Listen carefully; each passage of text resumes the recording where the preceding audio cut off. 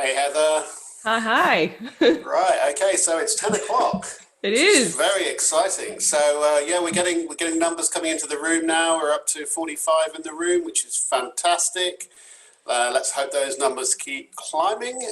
So it's 10 o'clock, so we may as well get started. Hi everybody. My name's Will. I'm from Ku-ring-gai Council. This is the third of our Back to Business webinars, and I'm really excited to introduce Heather Porter this morning. Now, Heather, I've worked with Heather for a few years now, and she's an absolutely brilliant Facebook trainer, one of only 9 certified Facebook trainers in Australia and New Zealand. All the feedback I get from her events is fantastic, and I'm sure you'll learn a huge amount today. Heather will be looking at the process of using Facebook, but also some strategic insights into how to use it most effectively to build your communities, build your brand, and build your business. So I won't waste any more time. We will be recording the session today, and we'll be providing information afterwards. Please ask lots and lots of questions. Feel free to chat in the chat box at the bottom of your screen. And yeah, we should be finished by 12 o'clock. Any questions, fire away. And yeah, over to you, Heather. Heather, thank you so much. Amazing. Thank you, Will, very much. Hello, everyone. Welcome, welcome, welcome. Before I get started, I just had a couple of quick little announcements. So the first thing is I really want to thank you so much, Will, for organizing this and emailing everybody and sending out links and being there and supporting everybody, not only for this session, but just overall for everything that you do for the community. I'm always really amazed at what you do. So thank you. And thank you to Ku-ring-gai Council and City of Ryde Council as well for kind of co-joining together and organizing this and bringing you guys all on from all over the place, from your home offices or your offices, or I know you've been chatting in where some of you guys are from as well. So thank you so much for filling me in too. Right now I'm sitting in my home in Davidson. Yay. All right. Internet connection. So I know we're in Australia, right? So some of us have internet connections. We're not the best country in the world for our internet. So if you find that the screen's a little blurry or you're having some issues with sounds here and there, like hearing my voice, it probably is the internet connection. The recording should be nice and strong. So if there's a piece that kind of cuts out for you, just go ahead and watch the recording when you get that. Q&A. So you guys have a chat box. You also have a Q&A box somewhere on your screen, probably towards the top, maybe at the bottom, depending on how you're tuning in. So what I'm going to do is I'm going to go through this presentation in chunks, and you'll see in a moment how it's going to be laid out. And as we go through each topic, what I'll do at the end of that topic is I'll stop and I'll answer questions. So I'll basically look at what's going on in the chat box and the Q&A and see if I can jump in and help you guys. So you can feel free to ask questions as we go, but I'll address them as after each specific session, because I might actually answer some of your questions in each session. And I know, Will, I think you're on there too to kind of jump in and help manage and look at the Q&A and the chat too. So also, I was going to ask you guys a question. So I had this presentation put together with like a lot of slides. And then what I did is I looked through all of your answers to the poll that Will sent out. So he asked you a few questions, like what do you want to know on Facebook marketing? What's your biggest barrier or problem right now? And have you ever run Facebook ads? So I looked through all your questions. And what I've done instead is I have some slides, but I'm going to do a lot of demo. And I hope that's okay with you guys, because I just want to show real pages, real businesses, real Facebook groups, real ads, and how I'm doing it, not only for myself, my businesses, but for my clients as well. So hopefully that's going to be okay with you guys, because we're going to have slides, we're going to do some tutorials there, but I'm going to do a lot of screen sharing so you can really just see behind the scenes and how it all works. I'm endeavoring to answer pretty much most of your questions. I've gone through all of your questions from the poll, the pre-poll from the event. And what I'm going to do is I am going to basically just go rapid fire through everything as fast as I can. And but I made sense for you guys. So I've chunked it into actual topics. All right, so what I'm going to do now, and thank you, I'm glad for your feedback, Fiona, as well, that demos work great. I hope so. I love demos because you just get to see how it all works, right? And then you can play and pause in the future as well in your own time with the replay. So for you guys, here's the themes that I heard coming from you, and I'm not surprised because I do a lot of teaching, not only for Facebook, but for other businesses in my own workshops. And here's what I'm I'm getting from you guys. So here's some issues that you're facing right now. Number one, you're overwhelmed with Facebook marketing, probably just marketing in general online, right? Number two, you don't have enough time. I hear you. Number three, you're just not sure where to start. A lot of you guys are saying, you know, I'm new to this. I'm just launching a business, or I have a business, but I've never used Facebook marketing. Don't know where to start. You don't know where to find your market. So a lot of you guys are saying you're promoting to your friends, and that's all that sees the posts, and or just the same people over and over again, but you want to find new people. You want to know how to sell from your page as well. So how do you actually use Facebook to generate sales? You're not sure what and when and where to post. You're just not really sure how to post. And you want to know how to stand out as well. So how do you stand out in all the noise, all the clutter of all the other feeds that are out there or posts on your feed? And you want to know if you can grow your presence without spending money. You can, by the way. How do you know if it's working? How do you actually know if all this time and effort and energy of using Facebook for your business is actually working? How do you use ads? And where do you even start? Is that familiar to you guys? Any of those familiar? Do any of those things stand out to you as being one or two, or maybe all that you're feeling right now in your business? Actually, let me know. Just go ahead and say, yep, sounds like me. I love to get the feedback and hear what you guys are thinking in the chat, because it's kind of weird. I feel like I'm talking to myself. Yes, beautiful, you guys. Thank you so much. Woohoo. Okay, yeah, you're all on the same page as me too. By the way, I've been doing Facebook marketing since around 2009. I'm still confused and still overwhelmed, and I'm an expert. So you can never master the whole thing, but I'm only going to give you what you need to know today. All right, so what I want to do is, I guess, set the stage for what's coming ahead for the next couple of hours that we're spending together. And this right here on your screen is probably how you're going to feel by the end of the session, if not already. Your brain is going to explode. So here's my advice. So number one, what I want you to do is listen to the presentation and pick things that will move the needle on the growth of your business from where you are right now. So some of you guys have said to me, I am just starting. So all you need to know is look for the things in this talk that are going to help you just get started. That's it. Some of you guys are a little bit more advanced, and you're like, about half of you have run ads before. Actually, not quite half of you. For those of you that are, you know, looking at doing ads, maybe you want to just focus on some of the core copywriting tips that I'm going to share with you, or some ideas around targeting or funnels.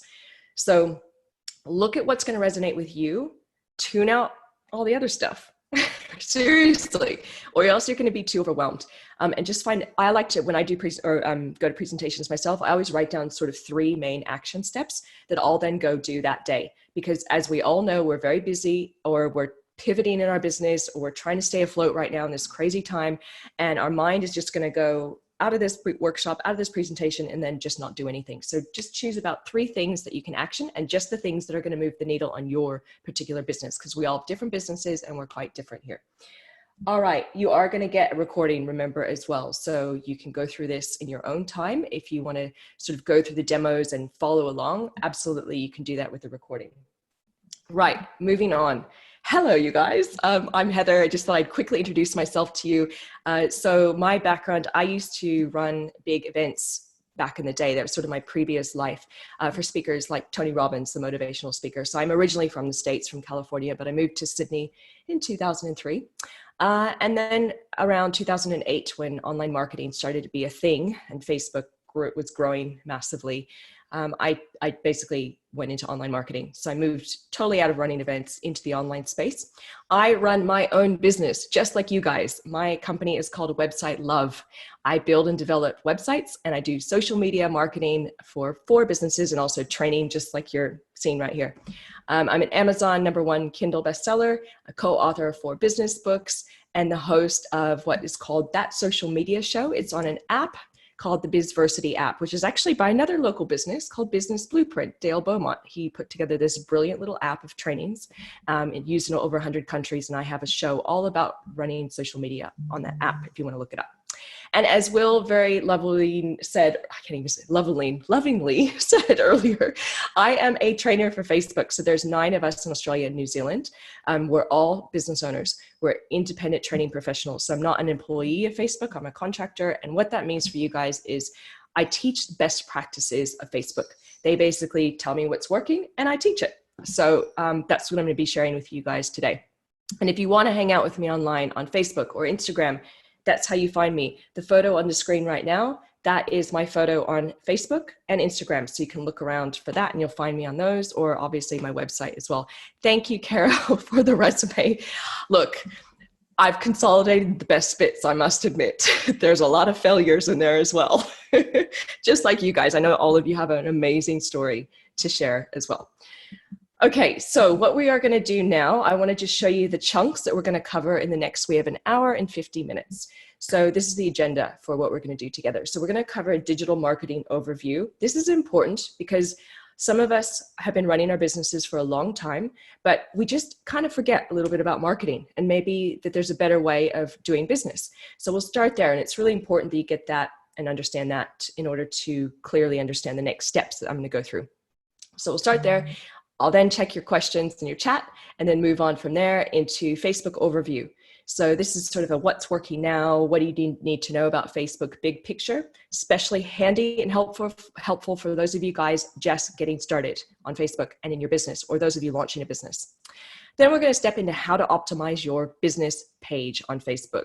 So what are the areas of your page? What do you need to keep in mind to do that?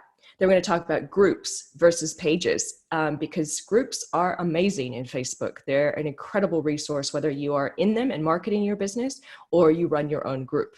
Then we'll move on for a couple of case studies. I'm going to show, actually, I'm a crazy entrepreneur, you guys, I must admit, like you guys, and I just launched a little business.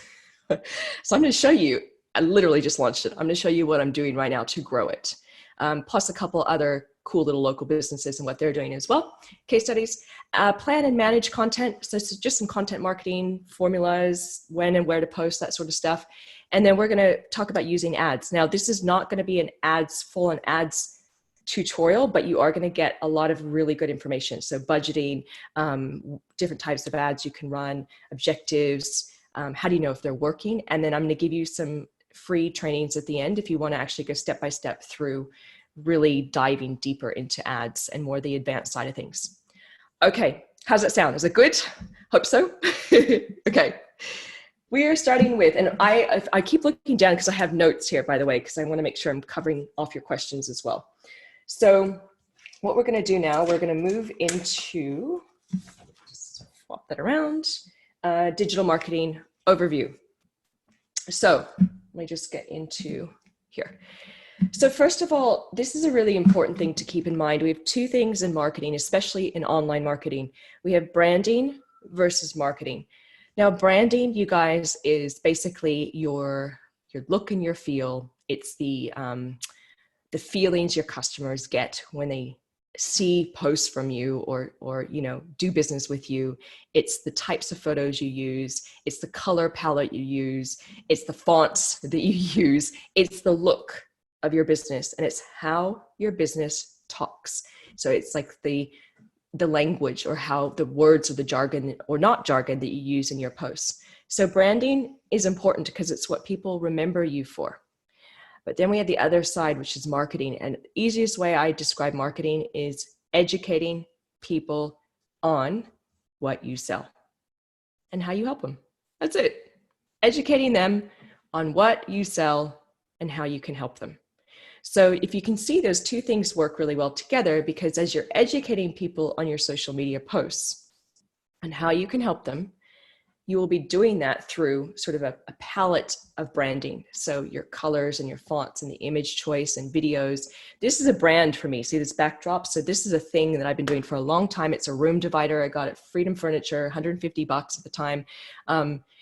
Yeah, so it's kind of my brand. It's my thing. So whenever I do videos, I always have this behind me. So that's a brand for me. But marketing would be what I'm saying in my messages. So big picture, you need both, but we're going to focus heavily on marketing in this session. So a good marketing campaign needs, again, when you're educating and reaching out to your customers, you need to be very clear, you guys, on your audience. Who are you trying to help? Now, you might have multiple different types of audiences. You might want to target, like, let's say you're a hair salon up in Northern Beaches. You might be targeting, maybe you're targeting moms, Maybe you're targeting maybe an older demographic. Maybe you're targeting teen girls, who knows, right? So you have different types of markets there. But you, for your business, want to be really clear on who they are. The next thing you want to focus on is, what is your audience's problem? What is it as it applies to your business and what you sell? And how are you going to get them from point A to point B? So again, like let's say you're in roof repair services and they need a new roof, or their roof is leaking. That is their problem. They need a roof that is fixed. So you're going to be trying to talk to your market and tell them how you are going to specifically fix their roof. How are you better? That's your unique selling proposition. Good marketing. So you need clarity on your audience. You need to understand truly how are you solving their problem as it applies to your business. And then you have to have a good offer. So this is your unique way of doing what you do. Your unique way. Is it because you have been in business for a certain amount of time, you've served a certain amount of clients, you're certified in a certain area that no one else is in your entire suburb or your area? What is unique about you? A uniqueness to me when I do my coaching with businesses is that I'm only one of 9 Facebook trainers. Not a lot of people have that credential. So I'm always using that in my marketing because that's what makes me unique from other potential trainers that are out there teaching Facebook stuff. So what's unique about you and your business? Stacking value. So what this means is, like, you want to make what you're selling a no-brainer. How can you make what you're selling a no-brainer? Do you have guarantees? Do you have like a money-back guarantee or satisfaction guarantee? Do you, as a first-time buyer, I do a lot of work with sort of in the beauty space. So a lot of beauty salons will do, come in for the first time and we'll throw in an extra 30 minutes of free treatment time. Or we might throw in a whole product pack of, if you're coming in to get your hair done, of, shampoos and conditioners. So it's almost like, oh my gosh, the things that they're stacking on top are so valuable that I'm in. So think about your no-brainerness for your offers, stacking that value into what you're selling. Urgency versus scarcity as well. We're weird people, aren't we? So as people, we have this whole FOMO thing, this fear of missing out. Use it to your advantage. So can you do monthly specials, seasonal specials? Buy one, get one free only for the weekend. You only have 10 spots available. So get in now. Think about, as you're promoting your services and your products every single month, what can you stack in to get it more valuable? How are you different? And is there something you can throw in, like an expiry date or sort of a limited time thing to make people want to act now? So that's essentially, in a nutshell, what a good marketing campaign is. So how do you get your customers from point A to point B on social media? Again, from being out there in the marketplace going, yep, I have a problem, to actually signing up with you, buying your products or your services, walking into your coffee shop when this crazy time that we're in ends, hopefully. So how do you get them to do business with you? So there's this sort of thing that in marketing we call the customer journey. And basically point A is them being aware of their problem, all the way to point B on the right is them loving your business so much that they're going to tell all their friends and family that you exist. So in the social media world, what you're always thinking about is you're doing posts that go across that entire spectrum. So awareness posts would be like education posts, essentially. You're just telling people how you can help them. You're not hard selling them. It's very much like you're at a barbecue with somebody and one of your mates brings another friend and they're like, oh, meet Heather over here. And you basically are chatting to them, but not going, hey, buy my stuff. You're just getting to know them. So you want to do content that's very much fun and educational. Consideration into purchase, that's much more like, hey, this is the packages that I offer, come to my website, email me, pick up the phone. It's that sort of stuff. So those posts are much more sort of go to my website, click here to learn more, or click here to book in a call, or come into my shop with this coupon. So those posts are perfectly okay as well, because you're moving people across from learning about you to buying from you. Then from there, retention is very important, because the cheapest customer that we can get in our business is the repeat customer. So if you think about that, you want to retain the customer. So basically, once they're in, What deals and things can you do on your Facebook page to make your tribe feel special? For example, you might do a post that says something like this: hey, Facebook tribe, on this weekend only, a special, buy one, get one free, just for you guys. Just quote this post when you come into my shop. Something like that. So make them feel special. And then advocacy as well. So just, make it easy for them to talk about you. And again, doing really great posts, which we'll talk about, that they would want to share with their friends and family, to basically say, oh my gosh, this company is amazing. You have to check them out. So it gets you thinking a little bit differently about your posts, because there's different types of posts that exist on Facebook. It's not just, hey, buy my stuff. Hey, have you seen my stuff? Do you want to buy it? Oh, guess what? I have this thing. Do you want to buy it? It's much bigger than that. So you're doing lots of different types of posts. And guys, I have a formula for you coming up as well on how you do this. So this, remember, we're big picture at this point. All right. So the next thing I want to talk about as well in marketing is we've covered the customer journey, but you want to also think in terms of a funnel. So it's called a marketing funnel. I'm sure some of you guys might have heard about it before, but in a very simplified form, it looks like this. So basically you have your awareness, like we just spoke about on the customer journey. That's right up at the top of the funnel. That's your posts that are educational. So I say ads in here, but it could be ads or posts. So content ads or posts, educational, entertaining content, targeted to your ideal customer, something that they would like, they would resonate with. So if you're dealing, again, in the market of moms, you could absolutely do funny, great, amazing little posts about, homeschooling right now and how it's crazy and difficult and hard. And it has nothing to do with what you're selling, but you're still getting your ideal customer to vibe with you and really enjoy your content.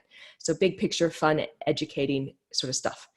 From there, your consideration posts would be content that introduces your products, but no hard sells yet. This would be to sales pages on your website. This would be to blog posts on your website. This might be to a freebie. If you're a consultant, you might offer like a free webinar or free, session or site inspection or whatever you do in your business. From there, you're moving into conversion ads. These are the ads that then sell. So you actually have product descriptions, product photos, your package descriptions, testimonials. These are the actual posts that are much more salesy. So if you think about having these three core types of posts, you're addressing the full marketing funnel. And no matter who's hanging out with you on Facebook, whether they've just been introduced to you and they're in the awareness phase, or they're a client or almost to become a client, they're going to get a post that is perfect for them in their journey. Cool. So what we're going to do is I'm going to check in with you guys before we go into Facebook overview. So do you have any questions? Do you have any comments so far? Big picture stuff on digital marketing. Let me know if we're all good. I'm just going to double check. It looks like we're good. I'm checking the Q&A box as well. Just to see, oh my gosh, we have 84 of you on here. Woo, that's amazing. How good is that? Okay, I'm just checking questions. Cool. Okay, let me address a couple of these things. So what is a funnel? So basically looking on the screen that I was just showing you, I'm just going to jump quickly back here. Whoops. Okay, that's a funnel. So basically a marketing funnel is, you think at the top of it is you're trying to get as many people in as possible. And you do that through that awareness and education posting on Facebook. Many people as possible. And then not all of those people that see your posts are going to be your customer. And that's perfectly okay. That's just the nature of marketing. So from there, what happens is that through the consideration posts, when you're starting to promote your business, some of the people will go, no, I'm just not ready, or I'm not interested, or it's not for me. And that's totally cool. But there will be a percentage of people that move deeper into the funnel and go, wow, interesting. Yeah, maybe this is for me. Then some of those people still won't buy. That's perfectly okay. And then from there, as we go further down the funnel, we're funneling down the top huge amount of people we brought in through our educational posts down to buy my stuff posts. There will be a smaller percentage of people that then buy your stuff. In a simplistic form, that's a marketing funnel. That's all it is. So you're just thinking top of the funnel, you want to get people in through education posts. Down through the bottom of the funnel, you're going to do more sort of buy my stuff posts. Let's just check over in your other chat box. Just going to make sure you guys are good. Okay. Good. Is there a way to control who sees what in the journey process, i.e. a new customer doesn't see the about to buy? Yes, in your ads. So in that customer journey, yes, there is in your ads. I'll big picture explain it, and it should make sense further in our talk today. But basically, if you do a post on your page that's education, or a product demo, or like maybe a client testimonial or a walkthrough of your business, that's sort of an educational post. What you would do is you could boost that to an audience that's cold traffic. So people that are in a radius of your location of your business, and you just show the ad to them. Then from there, you can do another ad that's selling your products, and you can then just show that ad to people who have visited your website or who like your page or who have it basically demonstrated that they've done things with your online presence. So the only way of really controlling that customer journey is by using ads and choosing different types of targeting or audiences, which will be a little clearer as we go forward. But also keep in mind though, you don't have to do ads, you just post it on your page. And for anybody that's on your page, you're gonna have a whole different type of following, right? So you'll have people that follow you on Facebook that want to know more about you, that are not yet your customer. You'll also have your customers. So some posts will just resonate differently with different people that follow your page. So you can't control it 100%, but it doesn't really matter, is I guess my short answer to your question. Let's see. Yes, got the kids at school, homeschooling. I hear you, Stacey. All good, you'll get the replay. So just kind of do the kid thing and tune in when you can. Let's see.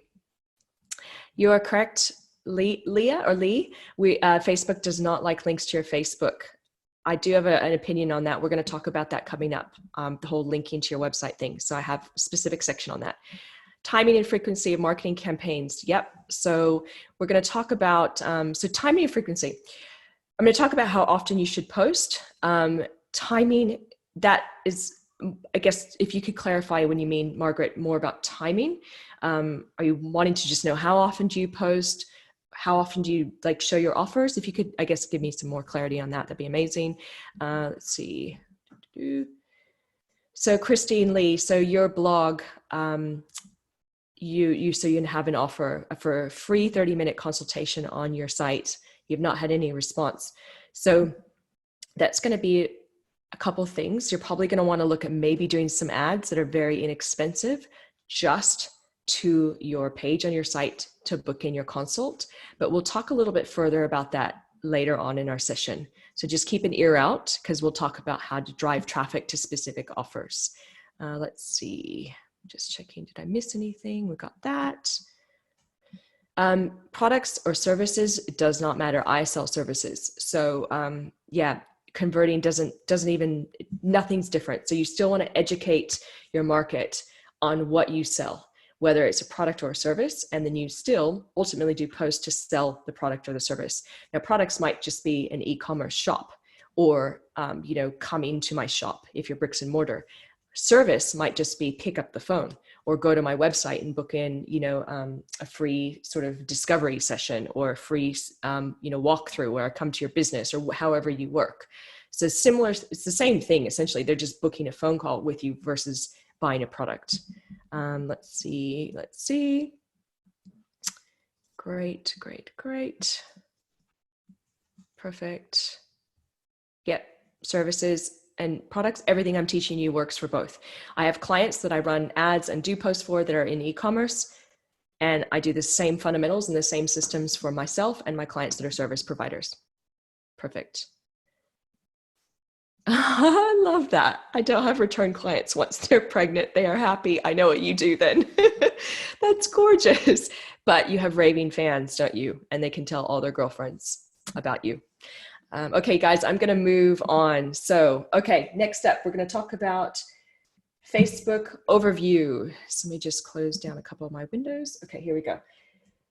Great. So Facebook overview. So a lot of you guys had very specific questions around this, and I just wanted to address them. So first things first, what are algorithms? Okay, so an algorithm. So you guys, do you know when you're on Facebook, whether you're on your computer or you're on your phone and you're using the Facebook app, you have a feed. So your feed on your phone or your computer is showing you posts from 3 different areas. 4, actually. Number 1, your friends or your family that you are, friends with, their posts will be in your feed. Number 2, the pages that you like, their posts will be in your feed. Number 3, the groups that you follow or you're a part of, theirs will be in your feed. And number 4, advertisements that are targeting you. So that feed that you have is incredibly different from every other person's feed on this planet. It's very customized to you. Now, if you think about how many people you follow on Facebook or pages you like or groups you're in, if you're anything like me, it's a lot. There is no way that I'd be able to see all that content in my feed. There's no way. I couldn't consume it. So what Facebook does is it's constantly looking at posts that basically get the most engagement in a short amount of time. And that shows Facebook that that post is good. So what it's going to do is it's going to start to show it in the feeds of everyone that either is the friend of that person or they like the page for more amount of time because they already have social triggers that it's working. So basically what is an algorithm? That's what it is. It's how Facebook chooses through its machines or its bots or its artificial intelligence to show the posts to people on their feeds. And the best way you can work with algorithms is to just write content that helps your ideal customer. Like really think through, are you helping them? Are you actually writing content that's good and valid and something that they're going to be like, well, that's really helpful. This business totally gets me. And I feel like they, relate to me. I'm going to give you formulas coming up on that. So if you're a little unclear, but that's essentially what an algorithm is. And all our job as business owners is to create good posts that hopefully will get engagement so more people will see them. Who is Facebook best for? So as far as businesses go, look, it's the biggest country, quote unquote, population wise out of all the social platforms. So pretty much everyone's there. It is incredibly powerful for if you're selling products, if you're selling services, and even if you're B2B. And the reason why is if you're B2B, yes, you can use LinkedIn, of course, but we do business with people, right? So we're not doing business with a company. We're doing business with the CEO or the manager or the head of human resources or whoever that person is that we're doing business with. They all have, or most of them have Facebook accounts. They're on a Facebook account and they're cruising around looking for things to do as a human being. And so if you're there and you're helping them, make their job and their life easier, you can absolutely reach them there too. So who's Facebook best for? Pretty much because the sheer size of it, pretty much any business that is out there. I will give you one caveat. If you're doing business with teenagers or quite a younger demographic, you might be better off on Instagram. And certain beauty brands and sort of in the fitness space, they tend to find that Instagram can work better. But for most of us, Facebook is an amazing place, no matter what you do in your business.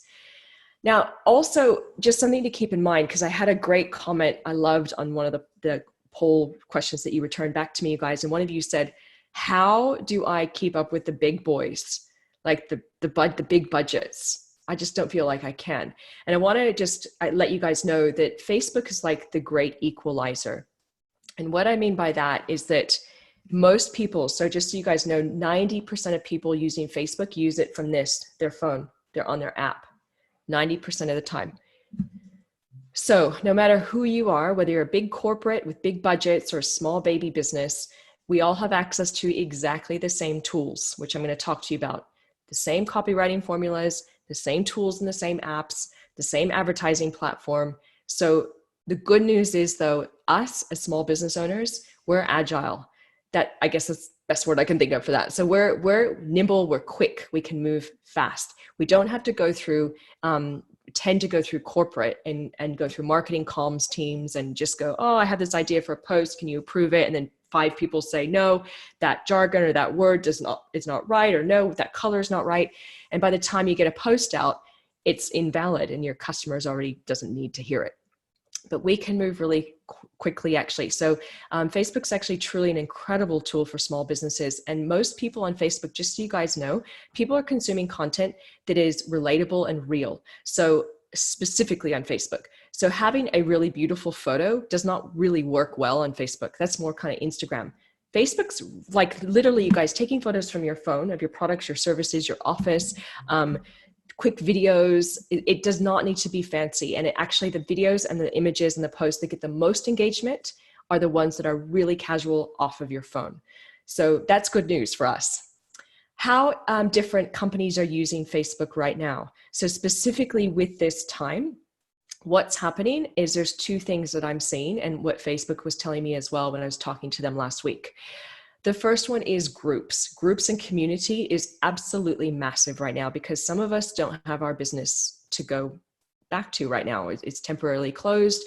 But we want to reach out to our customers. So I was talking to, I have a nail technician I go to down the road, and I was talking to Bronwyn, and I was like, Bronwyn, you're going to be closed for a while. What are you going to do? How are you feeling? She goes, you know what? I'm going to take this time to build my community, and I'm going to do tips on how to do manicures at home. So she's literally just using her Instagram, and I think she's a Facebook group the last I checked as well. And she's just popping in there once a day and connecting with her customers and just giving them really gorgeous tips. There's a yoga studio as well that I know of that they basically can't do classes. So she's opened a Facebook group, and every day she goes live in her Facebook group to do her yoga classes throughout the entire day. So as a member of her studio, you can just watch her there. So there's a huge movement right now for companies to use groups and build their community. And that's incredibly powerful because when we come out of all this, no matter how your business is affected, you will have built a lot of goodwill, right, up until when you're back in business full steam ahead. So another thing that's happening too is the traffic on Facebook has hugely increased. More people are especially watching videos because a lot of people have more time on their hand or they're working from home. So videos are an incredible tool right now. And you guys, your phone is just how you take your videos. Stand with some lighting, some good lighting to your face, and just do videos on your phone. Education, connection, funny stories behind the scene. Just keep in mind that you want to talk to your target market and really give them tips that will help them connect with your brand. So those are two big things that people are doing right now on Facebook, or businesses, I should say. So another question I got from you guys as well. So I guess what's the difference between having a personal profile on Facebook versus a business page? And why would you even want to have a business page? So look at the screen here. What I'm showing you is actually on the left, we have my personal profile, on the right is a business page. And here's the difference between them. So a Facebook profile, basically people send you a friend request. So it's to basically invite friends into your life. So this would be friends and family. It's for sharing personal updates. Just so you guys know as well, I'm just looking at the quote I got off of Facebook. This is directly from Facebook. It's against the Facebook terms to use your profile to represent something other than yourself. Example, your business. And you could permanently lose access to your account if you don't convert it to a page. I know a few people who have been using their personal profiles to promote their business, and they've had their account shut down. A lot of us don't know this, that it's actually against Facebook's terms. So that's a big reason why you might want a page. So your profile, again, is for sharing personal updates. It's for having friend requests back and forth with friends and family and people in your inner network. There's no tools to manage your posts or your messages in there. So you can't schedule posts in advance. You can't see analytics and metrics and see what people are resonating with in order to know what to post more of. No insights or data. Whereas a business page is different. So people like your business. So it's not a friend request. Anybody can like your business. If they're being a bad troll and they're bullying, you can absolutely block them and ban them from your page. It's for sharing your business information. You have lots of tools in your page to manage messages, to manage posts. You can schedule things, and there's metrics and insights and data to know what's working and what's not working, and who also likes your page, their gender, their age range, and where they live. So for those of you that are wanting to do business, which I'd imagine is all of you because you're on this session with me, you do need a business page. Or if you're going to continue to use your profile and try and talk about your business, you do risk, unfortunately, being shut down. So might be time for those of you using profiles to think about using a business page. Right, so another thing I want to talk about the Facebook overview is understanding the objectives. This is how Facebook sees posts. So this, I'm going to recap again at the end of the session when we're talking a little bit more about ads. But basically, this is how Facebook's lined up its data and its measuring and its analytics. Do you guys see that on the right-hand side? That's a funnel. Look familiar, right? From before, the marketing funnel, awareness, consideration, and conversion. Well, look on the left. That's actually a screenshot from inside of an ads account. So when you're running ads, you have 3 distinct columns or objectives. And if you flip the funnel on its side, you'll see on the left column, awareness, middle, consideration, right, conversion. So when you're doing your post, you want to be very, very, very clear on what you're trying to achieve in your business. If you're just getting started, you definitely need to focus on awareness. You can't just sit there and go, buy my stuff, buy my stuff, buy my stuff. You'll do some of those posts, but you really want to be focusing on education. Why are you different? Your skill sets, your team, the recipes that you use, the ingredients that you use in your coffee or your bakery, the training that your team goes through for onboarding. How do you screen and find employees if you're a bank, for example? So you're really talking about why you're different, especially if you're new in business, you're just getting started out. Consideration. So again, you are focusing more on traffic to your website, engaging people into your business to ask questions and to have dialogue with you, to watch your videos, to, get lead generation. So people filling in forms to get a phone call from you or get a free voucher or something like that.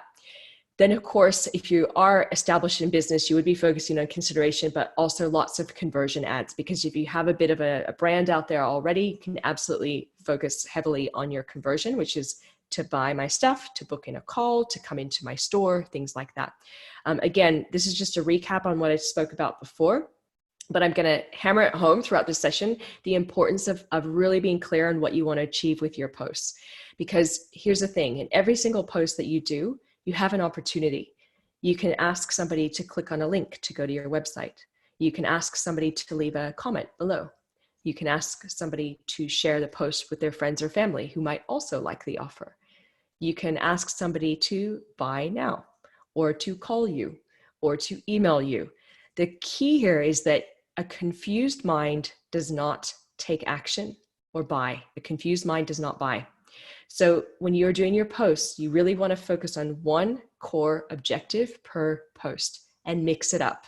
So for example, you'd never do a post like this. Let's say you're a bakery and you have, you're reopening your shop and you have some specials on and some new cakes that you're launching. You would never do a post like this.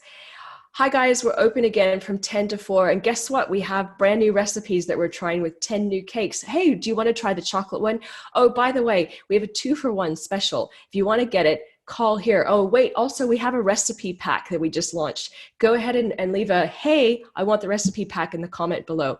You'd never do that in one post. You'd break that up into individual posts, each with different objectives. Hopefully that's starting to make a little bit of sense. So just be very clear on the core thing that you want to achieve from each of your posts and mix it up over time. Right, so guys, what we're going to do now is I'm going to show you how to create a page for those of you that are now thinking, okay, I need a page. And then I'll walk you through in the next section on kind of optimizing your page and what you need to do to fix it up. So here's what we're going to do. I'm going to stop sharing my screen and I'm going to jump on into my Facebook and I'm going to share my screen there. So let me just hit stop and I'm going to do a share over here. Okay, that should be the one. Cool. So hopefully by now you should see my screen, Facebook. I'm logged into my account. If you do not, let me know in the chat box. So guys, here's what you do to create a page. So I'm just going to set my phone down, getting a phone call. Don't want it to vibrate. Okay, so good. Thank you, Will. So basically looking at my screen here, to create a page, just be logged in as yourself, as you normally would be on Facebook. And all you do is go click on this create button right up here in your menu. So easiest way to do this, not on your phone, guys, so do it on your computer and just go create and then page. And you click on that. You can have multiple pages, by the way, if you have multiple businesses. Next up, you need to choose which one you are going to use. So are you a business or a brand, or are you a community or public figure? So like if you're a coach or a personal trainer, for example, you might use this one, which is what one of my pages is, my personal Facebook Heather Porter page. Or if you're a business or brand, of course, you would use this. So then you're going to click on Get Started. You're going to name your page. I'm just going to call this Test. And then for categories, you have to start to type in what you are. And there's options that Facebook gives you. So sometimes your category might not be in there. You just have to choose the closest one. So we have seafood restaurant. Let's say I'm a seafood restaurant. You have to put in your address. And then you basically from there go to continue. And the second you click on continue from there, you're going to have a brand new blank Facebook page ready to go. Now, keep in mind that Facebook, even though you've launched it and created it from your own personal account, no one sees that. That's privacy. That's kept separate. So no one will know that that is your business page. There's no link unless you want there to be a link. So it's kept very separate. And in the next section, I'm going to walk you through how to add other people to give them access to your page. So they might be an editor, like if you have somebody that's helping you with content. So that is it for this section. I'm going to check in with you guys before we move into optimizing your page and see if you guys have any questions. So please go ahead and type away. I'm just going to have a quick chat in the box. Let's see. So I will address how often to post in a section coming up when we talk about content marketing. So I will talk to you about how often you should post then. Can people be using your Facebook business page go to your Facebook personal page? No. So kept totally separate. They wouldn't even know that it's connected. So basically when they go to your Facebook business page on Facebook, they can't see a link between you and the page. So yeah, separate, which is nice and handy. Let's see. Great, great, great. Yes, this is being recorded, so you can go through it in your own time. Great. So not a good idea to post on a personal page and share on a business page. You basically want to keep your business post on your business page. That's how you think of it. So you keep your business post on your business page. What you can then do is share your business post onto your personal page. So when you've created the post on your business page, you'll have a share button and you can click on that and then it'll say share on your timeline. And then you can post that over to your own personal page and say, hey guys, just letting you know in my business, if you're interested, this is a special I've just launched. And so you're actually sharing your business post across to your personal page. So that's a good way of handling that because the post originates on your business page. Perfect. I'm just going to check in on your Q&A, see if anything's popped up in there. Okay, great. If we're starting as an online shop, how would this change? I feel like I need to jump straight into consideration ads. So that's a really great question. So if we're talking specifically to ads, you still will need to do a bit of education around it. So I actually run ads for a shop that is organic skincare. And she actually has posts that are videos of how to use the skincare, her ingredients that she's chosen, why she's actually organic. So she actually has some posts that are blog posts on her website that she sends cold traffic to. And on those blog posts, inside of those blog posts, she then has like little links to her different products that she talks about. So you still want to play around with still education, even if you're selling or you have a shop, but do it through blog posts or do it through videos. And then also do, of course, your ads that are your pure product ads. The issue with this client that I'm working with is she's never done Facebook before and was doing ads and just getting no results and really struggling. And the reason why is that no one knew who she was and she kept going, buy my stuff, buy my stuff, buy my stuff, but no one understood why she was different from other organic skincare. So hopefully that answers your question. Service industry, is it worth paying to boost ads? Absolutely, it's worth paying to boost ads. I do it whenever I want more clients. It works so well. I'll teach you more on that coming up. Most of my friends have liked my Facebook business page, but they are not my ideal clients. I know a lot of us go through that. So how do you attract your ideal client to your page? I think the case studies that I have coming up are going to help you. So I'm going to show you my new little business that I just started, my other business, and how I'm doing that, and a couple of other baby businesses and how they're attracting their ideal clients to their page, because they did the same thing as you, anonymous attendee. And they basically said that, yeah, look, I invited my friends and that wasn't probably a good idea. But so yeah, I'll give you some tips and I'll show you how to get your best people into your page. Let's see, nonprofits. We'd love to hear a couple of examples throughout your presentation. Yeah, perfect. So a not-for-profit, you're probably working towards, I'd imagine, getting funding and people to do donations. So a key, I'm just going to address this now because I don't want to forget it. So for not-for-profit, what you want to do is with Facebook, if you have not already done this, you want to apply to do a Facebook fundraiser. So there's a certain type of post that somebody can do on their page, like for their birthday or just in general to raise funds. And when they do that, they just start to type in the name of a not-for-profit. And if you're registered with Facebook to allow fundraising, then they can raise funds for you and you can create fundraising posts directly in Facebook. But also you're probably, I'd imagine a lot of not-for-profits do a lot of events as well. So same thing applies as what I've been talking about. I guess the core is you still are going to have to educate people on what you do. And then you're going to have different markets, whether it's to sort of donate or maybe you're looking for sponsors, but you're still getting clear in the market and how you're going to be able to help them. So if you have a specific thing that you want to fill or focus on in your business, let me know, and then I can address that later on. And I can actually give you a better example. So how do you exit or transfer business pages to another person? I'm going to show you that coming up next.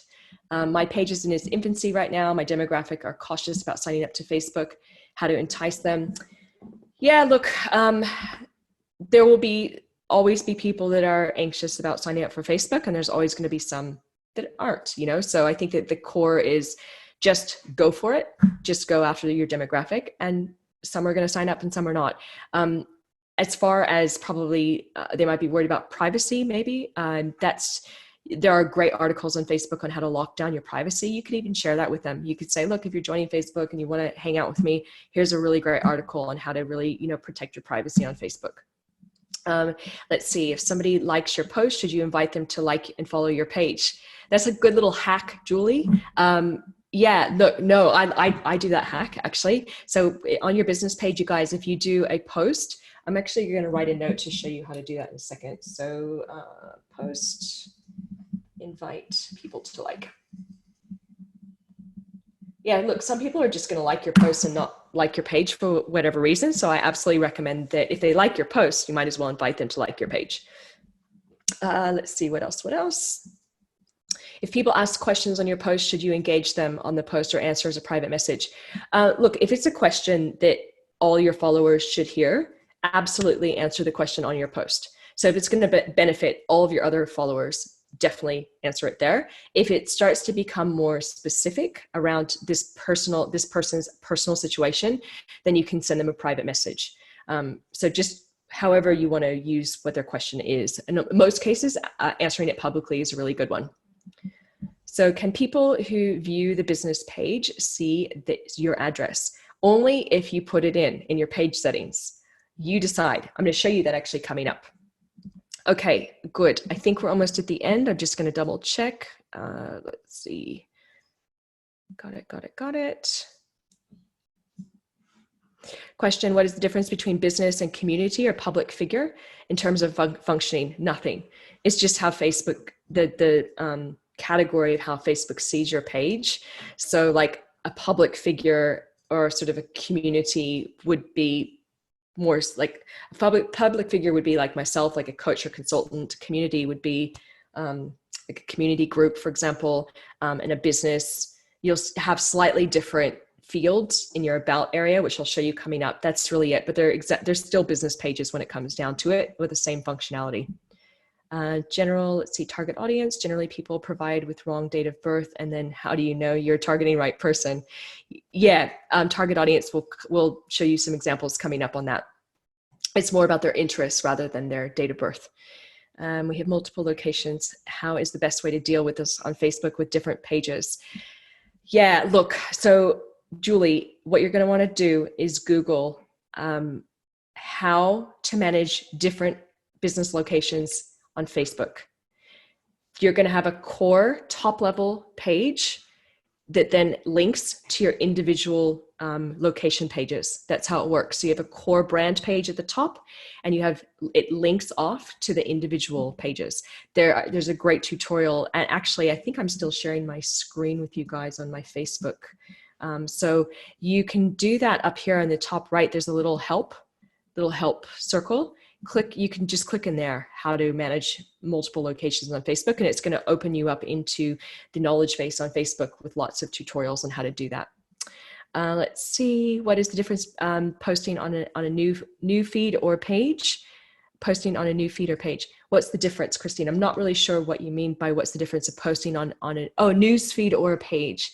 Oh, it's the same. So when you post on your page, it shows up in the news feed of the people that like your page. Same with your personal profile. If you post on your personal profile, it shows up in the news feed of the people that are your friends. Does that make sense? Cool. All right, you guys, I'm going to move on. We're going to continue on. So next up, we are going into optimizing your page. Cool. So all of you should still be able to see my screen, right? So just one of you guys, can you just say, yep, I can see your Facebook. I just want to double check you can still see Facebook. Thank you very much. Thanks, you guys. So good.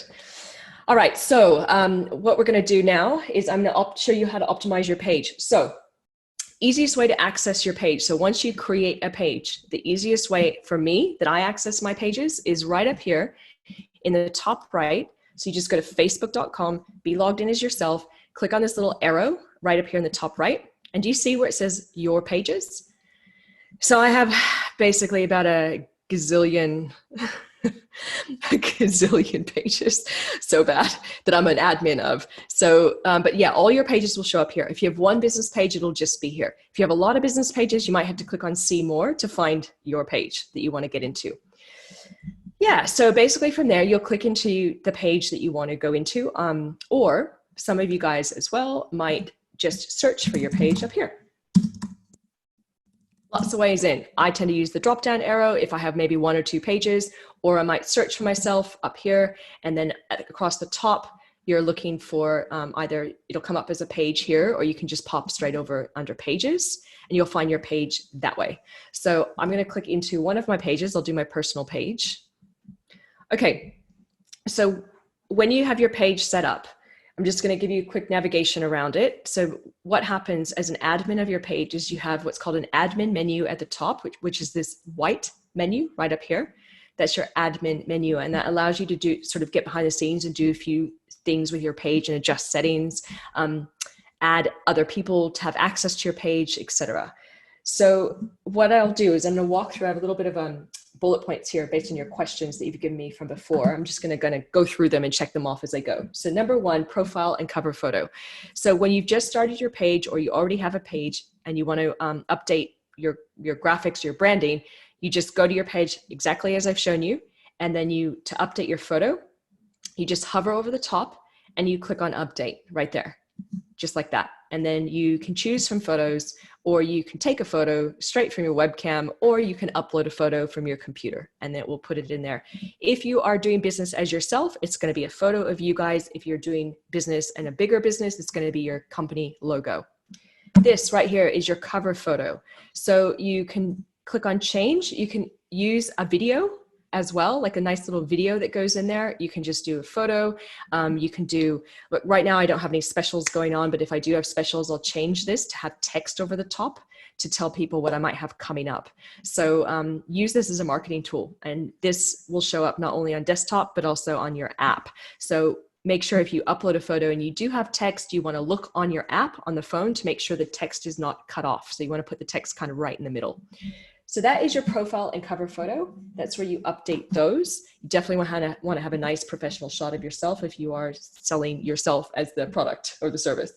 Now, another thing you guys want to do as well is you want to go and update this button. So this button right here, you have a lot of different options based on your business. So if I click over the top of it, I'm going to click on the little pencil, and to edit it, and it gives me these options. So I can basically take bookings straight online. Like if I'm service-based business and I want to get bookings, I can do that. I can have people contact me. There's a myriad of ways through my WhatsApp, through Facebook Messenger, sending emails, calling now. So you choose the easiest way for your customers to contact you. You can have people go straight to your website, which is what I have. I've chosen Learn More, and I send them to my website. If you have a shop and you're selling e-commerce, you can do Shop Now, and then it's going to ask you for a link to your shop page on your website. And if you do apps as well, you can do that. So based on your business, this is going to be different for all of us. Just choose the one that's going to be the best way people can do business with you. So do you want them to book? Do you want them to buy? Do you want them to contact you, or just learn more and go to your website? So you just go through the prompts and click on save once you've done that, and it will go ahead and put the button up there as per how you set it up. Next up, so back up to the admin menu, which is this white menu up at the top. I'm going to show you a couple little areas in here. So let's see, what am I going to show you first? Okay, I know what I'm going to show you first. Now, first things first, we have this really great little thing called the inbox right up here, inbox. So this is one place where all of your messages come in from your Facebook page. And if you have Instagram, you can also pull through all of your messages from your Instagram account as well, all in one place. Have a look at this, you guys. This is so good. Right, so we have messages. So this is your direct messages. So Messenger, this is everybody that's messaging my page, all here in one place. So I can go through and respond to them. And I'm just a little slack, to be honest, but basically what you can do, especially if you have multiple team members, you can mark it as done, move it as done. So once you've had the dialogue and the conversation, you can move to done.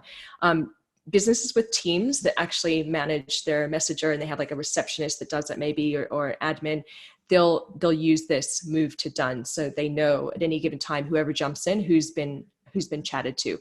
Now, if Peter here starts to talk to me again, he'll pop up again in my messenger, even though I said move to done. So you're not going to miss anything. We have Instagram. So I've hooked my Instagram account up, and I'll show you where to do that in a second. And Instagram is basically, that's my DMs through Instagram, all here in one place as well. Then I have my comments. So this is all the comments that people are leaving me on my Facebook page to all of my posts. So basically I can go through and I can comment back directly from here. So I can go through any of the posts up here that have been not read, and I can jump in and I can comment all from this one place. Same with Instagram. How good is that, you guys? It's all in one place. So just remember that inbox, that little inbox. And also for those of you that want to do this on your phone, there is an app. I'm going to see if I can pull it up and show you on my screen. So just one second, I'll pull that up. Okay. I'm hoping you can see this. I'm going to kind of get this so it's not reflecting. There we go. Look on my screen where I'm chatting. Do you guys see the little orange flag? So that orange flag, that's a different app than the normal Facebook app. So that one is called Facebook Page. So if you get that app right there, then it's going to also have the inbox symbol for everything that you can manage there from your page as well. So basically how that looks, I've just opened my page, same page, you guys, in my app, and I have a little inbox icon down in the bottom, and that will allow me to see exactly what you're seeing on your screen here on an app. So I can communicate through and not miss any messages or comments on my posts all in the one place. So that's your inbox. Let's see, what else? Oh, we have some automations as well. So if we click on automated responses, have you guys ever been to Facebook page and it says like the little chat box comes up and it goes, hey, we're currently away, or leave us a message, or, it has like a little automated response. This is where they set that up. So basically, if you click here, you have all these different options. You can turn on an away message. You can have an instant reply that you turn on saying, hey, thanks, I'll get back to you soon. So I recommend what you do if you're using Messenger in your business is to come into your inbox, come to automated responses. Facebook will walk you through step by step what they are, how to turn them on, and it will show you an example on the right-hand side. I really like the one that is, let's see, I think it's the away.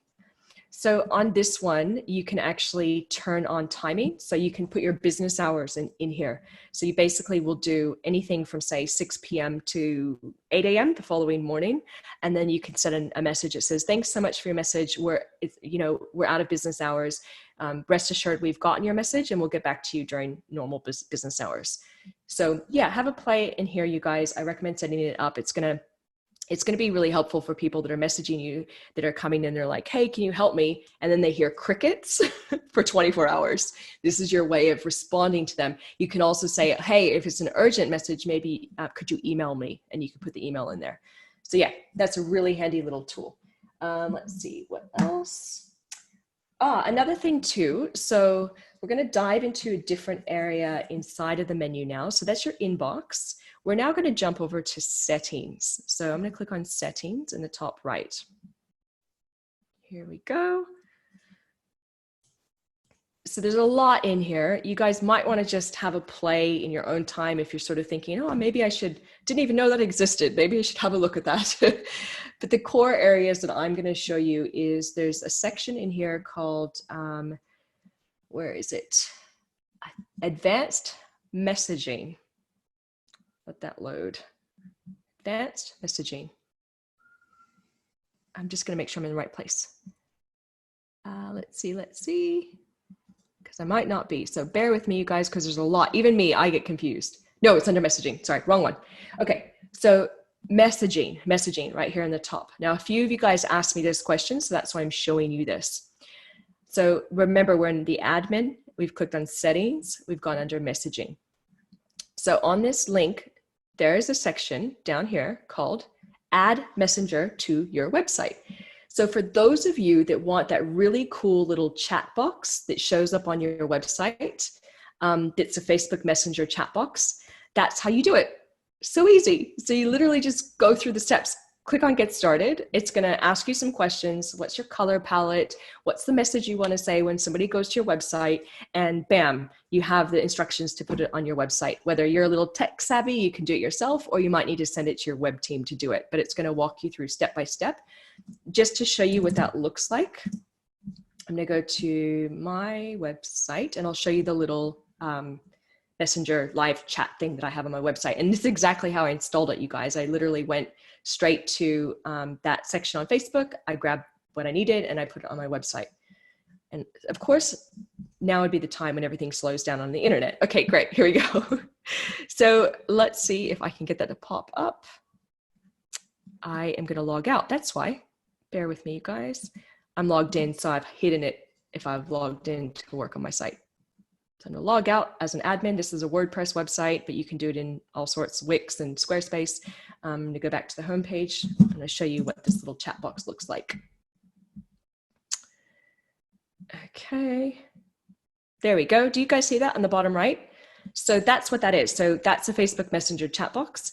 And then if I then continue as myself, I will then basically say, yeah, continue. And then I can start a dialogue in here directly with the company. And these messages that I type in here are going to show up under my inbox. So that's how that works. So the chat then immediately goes into my inbox. And if somebody's chatting to me on my website and I'm not there and I'm out of business hours, remember where you set that up, you go in your inbox to your automated responses. So that's how you get your live chat on your website. Again, it's under your messages and scrolling down, it's add messenger to your website. Right, another thing to look at is your, up here at the top, your general. So you might want to have a little poke around in here just to make sure you're happy with everything that you have in here. You can do country restrictions, age restrictions, profanity filters. If people do certain words, they're flagged with you. You might just want to have a look through this. This is sort of your privacy and your security, your security settings of your page. Page roles. So earlier, one of you guys just asked in the chat, I'm selling my business. How do I transfer it to somebody else? So this is how you do that. First of all, you need them to like the page. So they need to like the page. And then from there, you go into your settings and then you go on the left-hand side to page roles, page roles. So this is where people get access to your page. No one in the public on Facebook, no one will know that they have access to your page in the same way that they don't know that you have access to your page. So you can see here, I've added my partner here, and I recommend this to you guys as a backup. So in case something happens to your account, you add like your business partner or your spouse, or sister or mother or whatever. So add somebody you trust to admin access on your page, just in case something happens to your account, so your page doesn't get shut down. So how you add them is you basically just start typing their name in here. I'm just thinking of a friend of mine. So my friend Anna here, I could add her. So I literally would click on her there, and then I can give her access to different roles. So admin would be ownership. So you definitely want to have somebody you trust as an admin. If you're transferring your business to somebody, you would give them admin access. If you have team members that you want to edit on your page, like receptionists or VAs or something like that, you'd give them editor access. Therefore, they can't shut down your page. And then if they've left your company, you can go down here and edit and then remove them off of your page.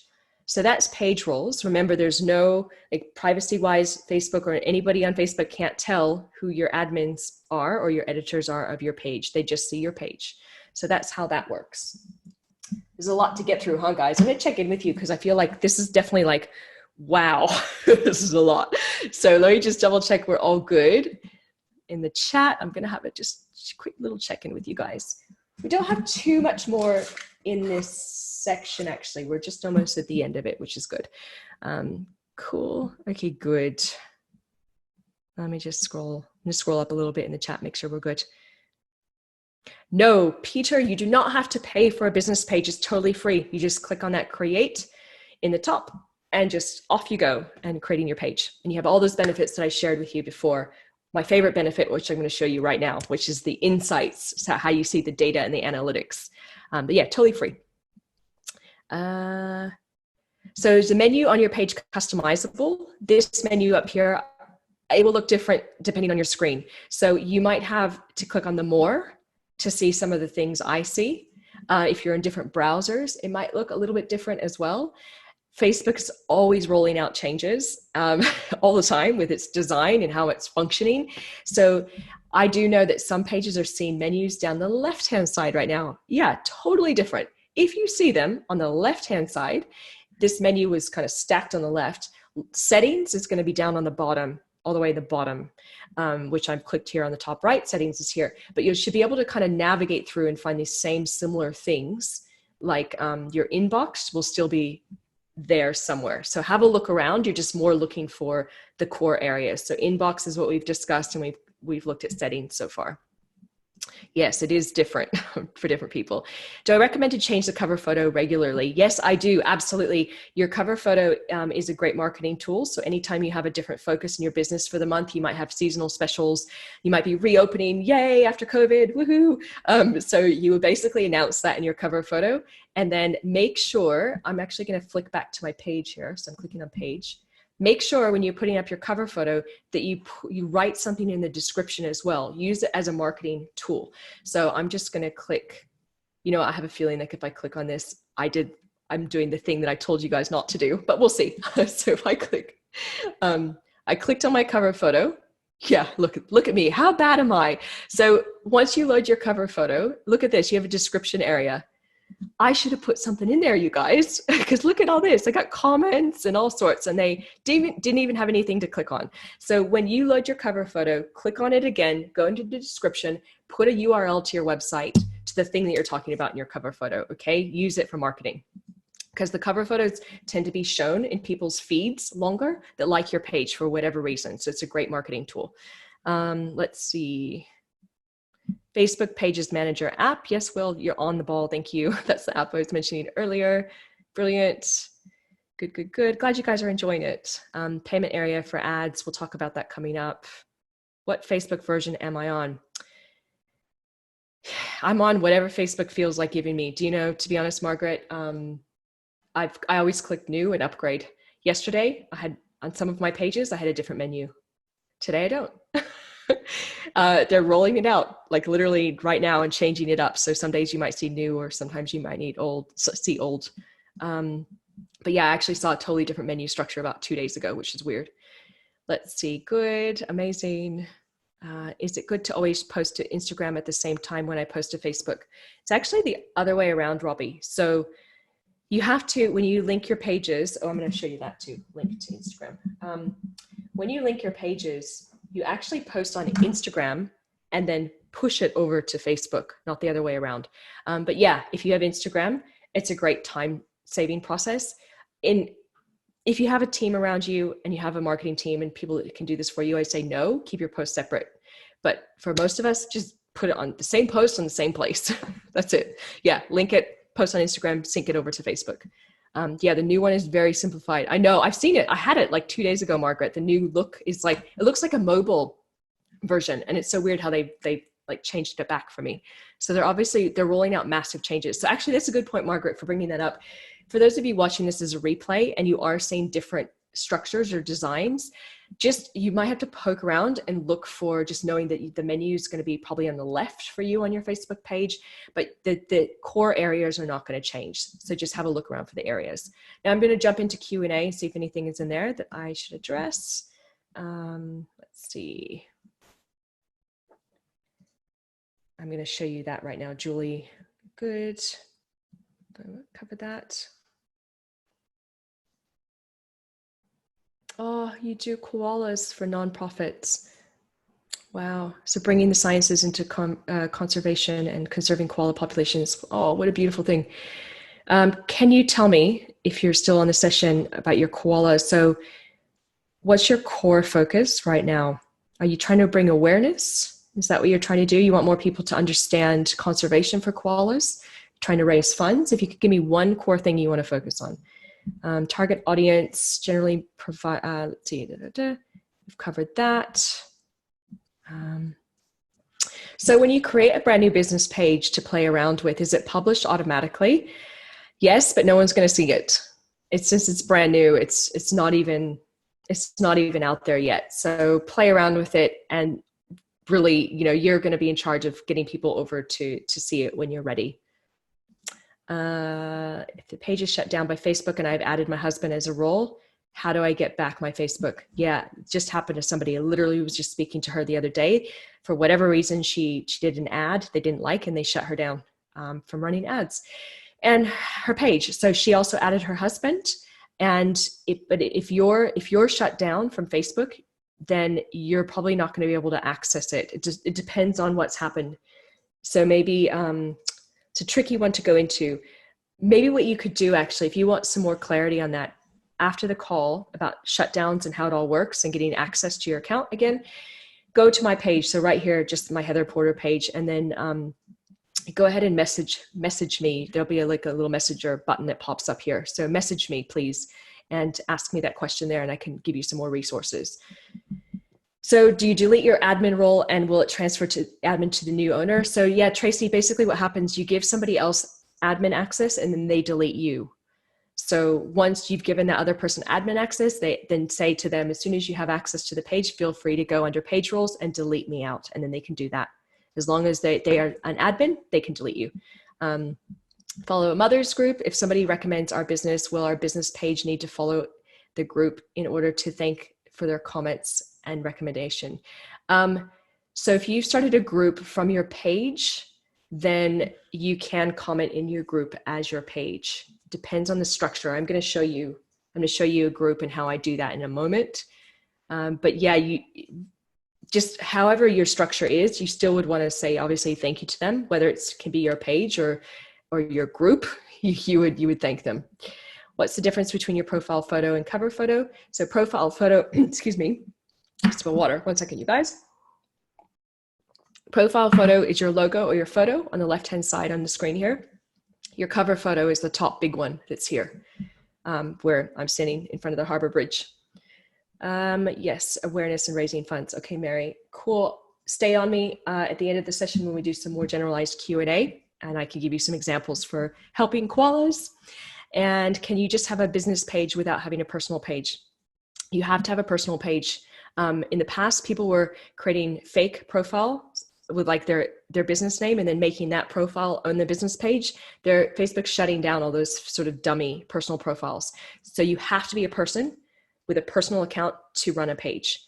But keep in mind, Susie, that the privacy is in such a way that no one's going to know. Only you know that you have access to that page. So it's kept separate. But yes, you have to have a personal profile in order to start a page. Let's see, can we have a separate password to personal page and business page? It's the same password. So you're logging in as yourself to then access your page because you're an admin of your page. If you give page role access to somebody else, let's say a receptionist on your team, then she or he would log in as themselves and then go to access the page. And then they would be able to update and do everything that we've talked about on the page here together. So yeah, same password because you're logging in as your own profile. Can people who view the business page see your address? Yes, so we'll go under the About section right now and I'll show you where to set that. And you can have it viewable or not viewable. It's totally up to you. Perfect. So what I'm going to do, I'm going to move on. I see a couple more questions, but we'll address those coming up. Let's have a look here. I'm going to close that dialog box down. Okay, so just a couple more things on the optimization of a page. So the first thing is under your settings. So whether it's at your top of your page or on the bottom left of your page, click on your settings. And you are then going to go down to Instagram. And this is where you link your accounts. So you go down to Instagram right here. And then from there, I already have my account linked. So you'll see like a little button down in here, which will say link account. And then it will ask you what your username and password is for your Instagram account. And then it will link them together. And that means that you'll then be able to cross post from Instagram over to Facebook. So, and then as well as if you have a new Instagram account you want to link, you can disconnect your old one here and then link your new one as well. So that's your Instagram. Let's see, we're going to go next to About. Okay, so we're going to go back to my page. Click here, and you have an About section on your page, which is just easily found down here on the left-hand side. So you're going to click on About. And under here, you want to make sure to fully fill this out, you guys, fully fill this out. So you have a story section. Most of you guys will probably have that blank. You'll just click on that. That's going to be sort of the story of your business or what you do.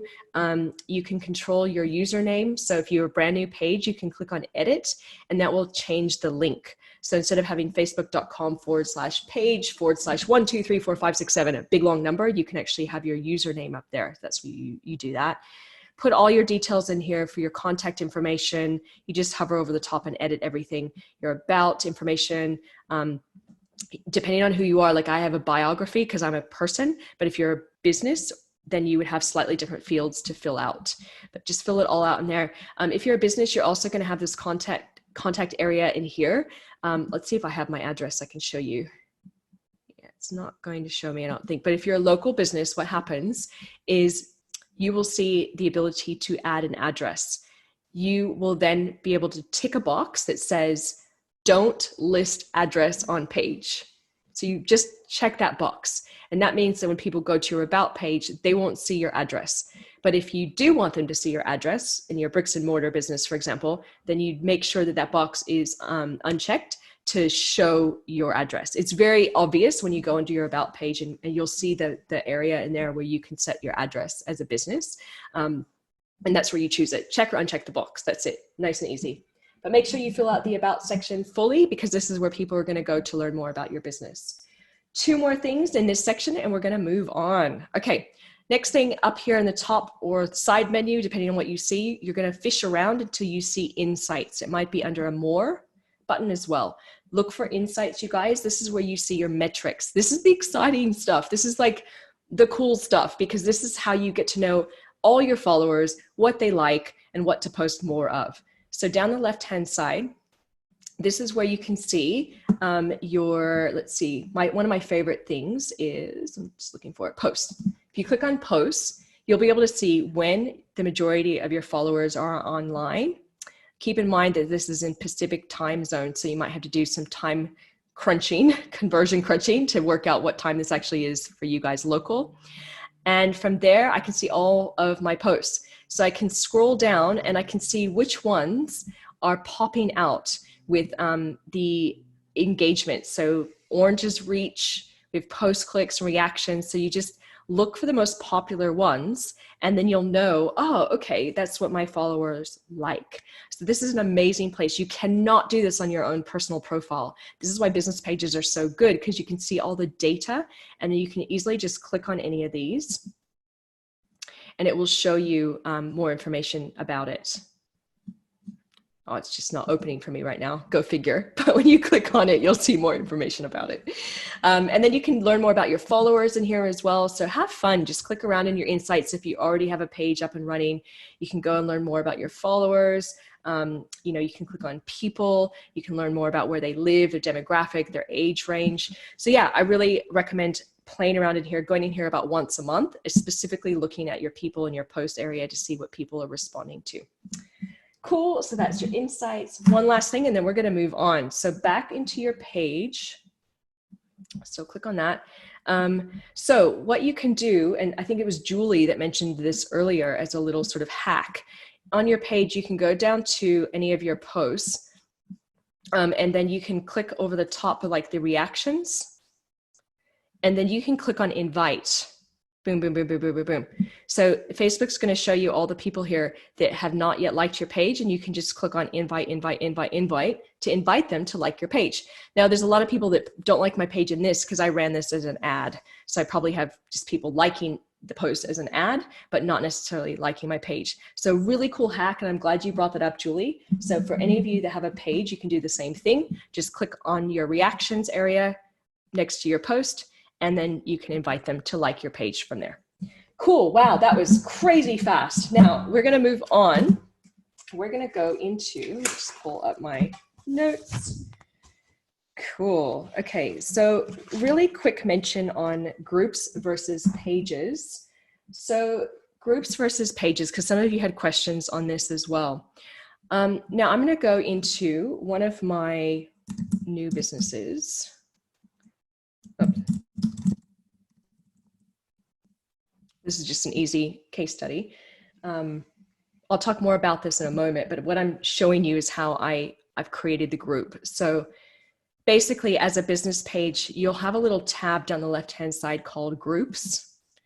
Groups or community, you'll find it in both the same places. And in there, you can go ahead and create a group.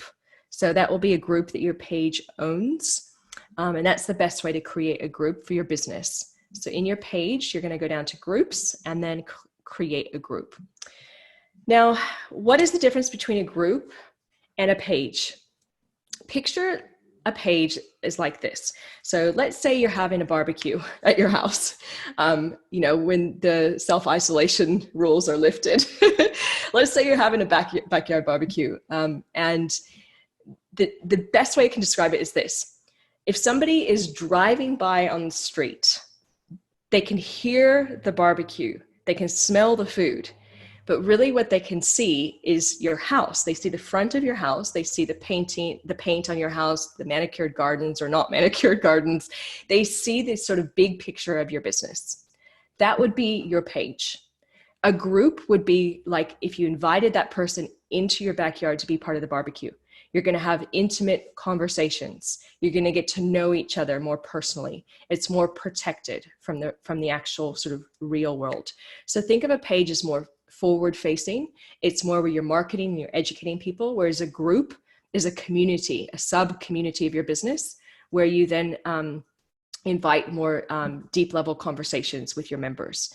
So that's the easiest way of sort of having or thinking of the distinction between a group versus a page. Like I said before, there was a yoga studio that I know of that has a page, but she launched a group for her members, her paying members. And she does right now, she's currently doing all of her live yoga classes inside that group, not on the page, because the page is to promote her business and get more members in, whereas the group is for her members. So that's like a slight sort of way of thinking about the difference of it. So yeah, so to basically create your group, it's just as easy as I showed you. You're just going to go down to groups and click on create group. And if you're going to find a group, you just can, like, for example, I was just thinking, because I'm in Davidson and I actually haven't joined the local community group. So I was just looking for this and I realized, yeah, they have a group, I should join it. So I'm just going to type in Davidson. And then that autofills for me, which is great. You may have like an autofill for you as well, but maybe just type in your suburb and a group and have a look at this. So I can go across the top here to groups, and I see my local group. Looks like there's kind of maybe a couple of them in there that I could join, but you could type in keywords like yoga or entrepreneurship or marketing, and you can find groups that are topical based as well. So the idea being that you just type in there and go to groups, and you can find groups that you can join. And just keeping in mind that groups are much more personal, deeper level conversations. So if you join a group, it's not the place for you to sort of flog your business. It's more for you to help the group members that you're part of. So that's, again, how you kind of think of groups. I am a member of a lot of groups. I think they're incredibly valuable for asking for referrals, educating and answering questions. And then I use my page for obviously education and conversion ads and traffic back to my website. So I'm just going to look at my notes. Perfect. Okay. So another quick thing, we're going to pop into my group, and I'm just going to show you just kind of how you navigate your way around if you are interested in creating a group, you guys. So, right. All right. So if I'm clicking into my group, it looks very similar like a page, doesn't it, you guys? Like very similar. You just don't have like a profile photo because it's a group, so it's slightly different. But you do have a cover photo right up here at the top that you can click on and change. And you still have a little menu down the left-hand side. But the core settings that you would want to know about if you're starting or managing your own group are under More. And then you have group settings down in here. So you can edit your group settings. And you have description, you can add location. This is where it shows the page, your business page it's linked to, color palettes, all sorts of things in here that you can update for your group. So that's a really handy area, which is, it's under here and it's under your group settings. The other thing too, to keep in mind is you have another section called Moderate Group. And that's where you can see your activity in your group. You can see who your members are that have requested to join the group. So as a group admin, you have those two areas. Basically, you have the moderate and you have the group settings. And then the last thing, I guess, to share with you on groups, just to be keeping in mind, I'm going to pop into, I'll pop into a couple of groups I'm a member of. This is, some of you ladies might know about this one.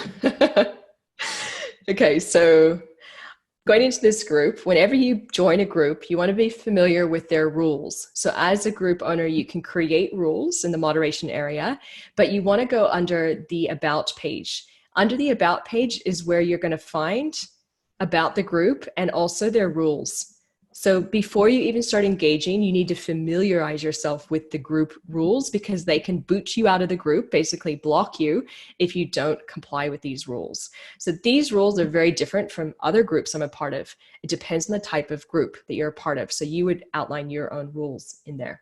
So that is groups. That's the difference between groups. Just think it's a more intimate spot. It's where you might share information only for your customers, like the yoga studio. It's where you can build sub-communities. I was speaking to a business the other day. She has a shop and she sells beachwear. And she's known for her customized sizing for bikinis. So she started a group that's a swimwear group. So she's basically going to support the women in that group how to find their perfect fit bathing suit. Whereas she sells men's gear as well. She sells a lot of different clothing, but she started this really cool little group to support women to feel good about their bodies, to feel, ask questions and find the perfect fitting bikini. So that's how you could think of that as well. Guys, I'm checking in with you. We have about 30 minutes to go. Oh my goodness. So let's just have a quick check-in on your chat. Okay. Pull that up. Right, all right. I'm just scrolling back to make sure I have not missed anything. So we've covered that. Good, covered that. So the algorithms between Facebook and Instagram negatively being affected. Look, Minorly, like if you're going to post on Instagram and push to Facebook to save yourself time, yeah, it's going to minorly be affected. Facebook does prefer unique content to Facebook and unique content to Instagram. But to be honest, the pros of you doing one post, if you don't have time to do two, outweighs the cons of the slight decrease in reach from the algorithms. If you can do two different posts, do it. But if not, don't worry about it. Let's see. Okay. We'll cover some of the non-profit stuff at the end. Let me just do a note on that. Right. What else do we have? How do you stop bad comments on Facebook? Yeah, I'll address that right now, actually. So let me just go into one of my pages. I'll just go to my Heather Porter page. Okay. Very easy. So if you get a comment that is bad, so constructive criticism is good, by the way, especially if you have a bit of following. Two things can happen. If you get good criticism, you can address the criticism right there, which shows your other followers that you care about your customer and that you're actively working to improve your systems, your customer service, and your business. But if it's straight out a bullying, bad comment where they're directly attacking you or attacking somebody who likes, who's dialoguing with your page, I'm just going to go to a comment here. Let's go to this one. So if it's a bad comment, all you do is you just hover over the top of it. You'll have three little dots right here, and you basically will go delete. And in the process of deleting that comment, when you click on that, Facebook's going to ask you if it's spam, and you can then choose, or if it's abusive, and you can choose a secondary option there as well. It's as simple as that. And then from there, you can go into the person's profile. Let's see if I can remember how to do this. I think that's actually under people, under your settings. I don't want to spend too much time on this, but you can then ban them from the page. I remember there's a process last time I did a block comment where I deleted the comment and it said, is this spam or abuse? I said, yes. And it said, do you want to block the person from your page? And I said, yes. So it kind of leads you through a step-by-step process. But there is another area under your settings where you can go and find the people who are following your page. Let's see, people and other pages. If for whatever reason you blocked a comment and you're still getting harassment from somebody, you can go under there and you can search for their name in here and then pull them up, and then you have different options of what you can do with them from in here. It's like ban them or block them from your page. So yeah, only do that though if they're trolling and harassing you. Let's see, what else? Okay, we've covered that. If you keep your personal page private, then do you not need to fill in all these details? You do. You still want your about page filled out because your business page is where people will go to engage with your business, and you need to put your website in there and all the information. So it's easy for them when they click about from your page, they can actually get to know about your business. So yeah, you do want to fill it out. It will also just help keep Facebook happy as well. So when people are searching for sort of like hair salons, for example, up here, they'll be able to find you because you would have typed in that's what you are in your about page. Let's see, how many people access this about page? Look, it varies. It varies. I mean, it's a place, if you think of it like this, if 90% of people are accessing Facebook from their phone, then that's where they're going to go. They're going to click on the about right up at the top of their app to get your phone number, your email address, especially if you're a local business. That's where they're going to go to contact you. So get the map, your address, all that. So it's important to have that in there because if people are going to do business with you, you want to make it easy on them to do that. Do you need to use YouTube for videos? You can upload your own videos into Facebook. So keep your videos on Facebook separate from YouTube. You actually upload your videos into Facebook when you're creating posts. On Insights, can you show us where you can see what is happening with your competitors? So on Insights, there is an area called a page watch. So if we click on Insights, go there.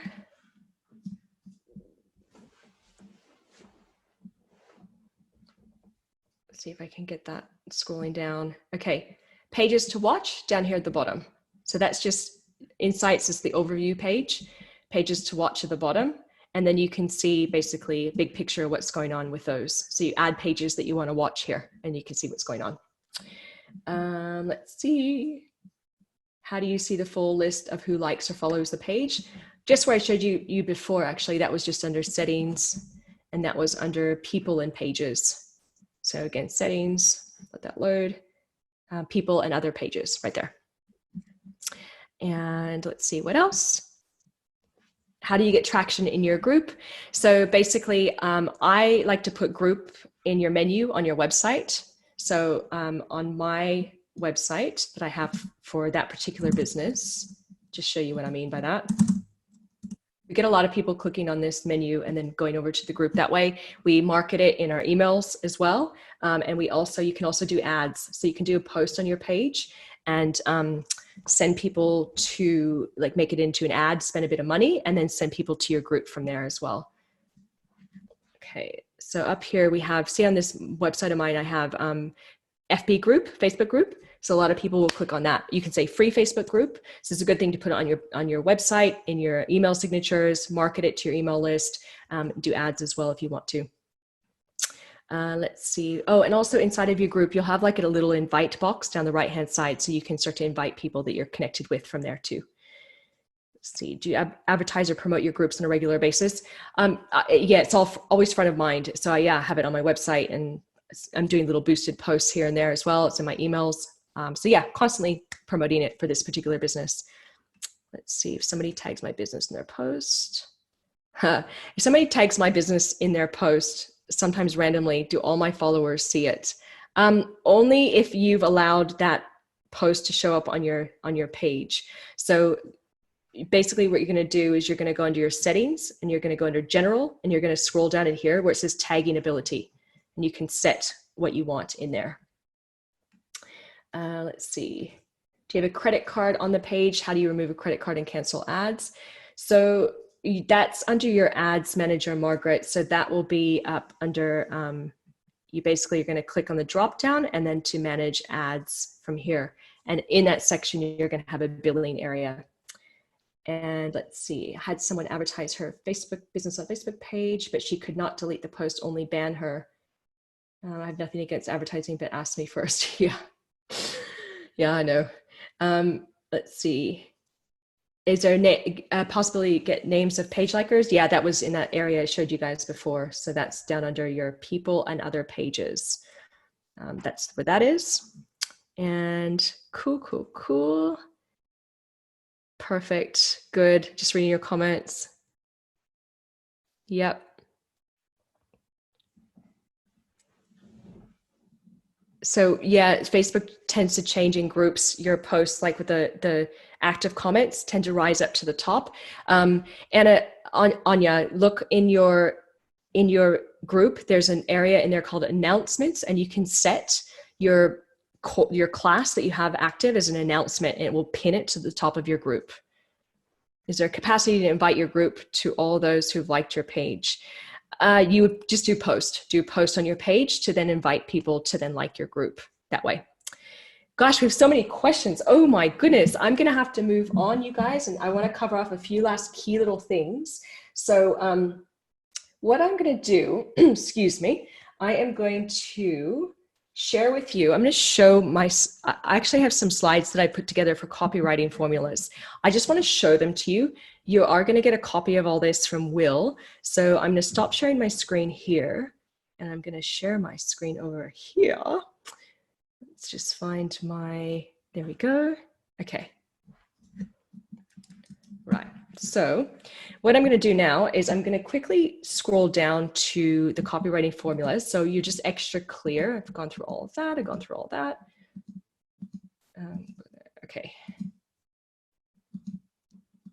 Okay. So you guys will get this in your slides. These are copywriting formulas. So when you're writing your post to stand out from other people's posts, here's some great ones you can use. So this is called the 30-30-30-10 formula.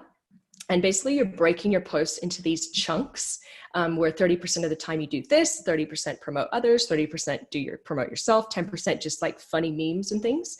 The idea here is this. Just remember that if you ever put a link in a post, like how I've written under the 30% next to the green triangle, if you put a link to send somebody to your website, you're probably going to need to pay for that post and boost it into an ad.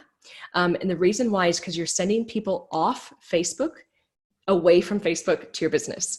So anytime you do a link, there's going to be a dramatic drop in organic reach. So just keep that in mind when you're doing your posts. So sometimes you might just put your phone number in there or your email address to say, you know, especially if you're a local business, you want them to call and book an appointment, just say, call us now. Here's our phone number. So just put that in the post.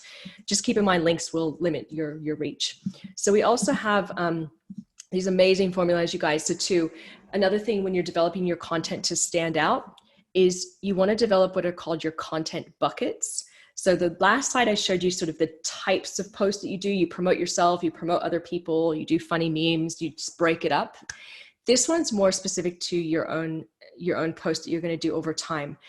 This is an example. This is a gorgeous local business called Amber Drop Honey, and they have 5 content buckets. I recommend sort of 3 or 5 topics that you stick with.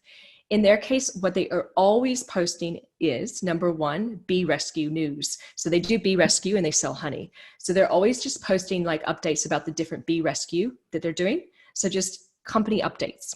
Number 2, they do, see where it says, did you know? They do education.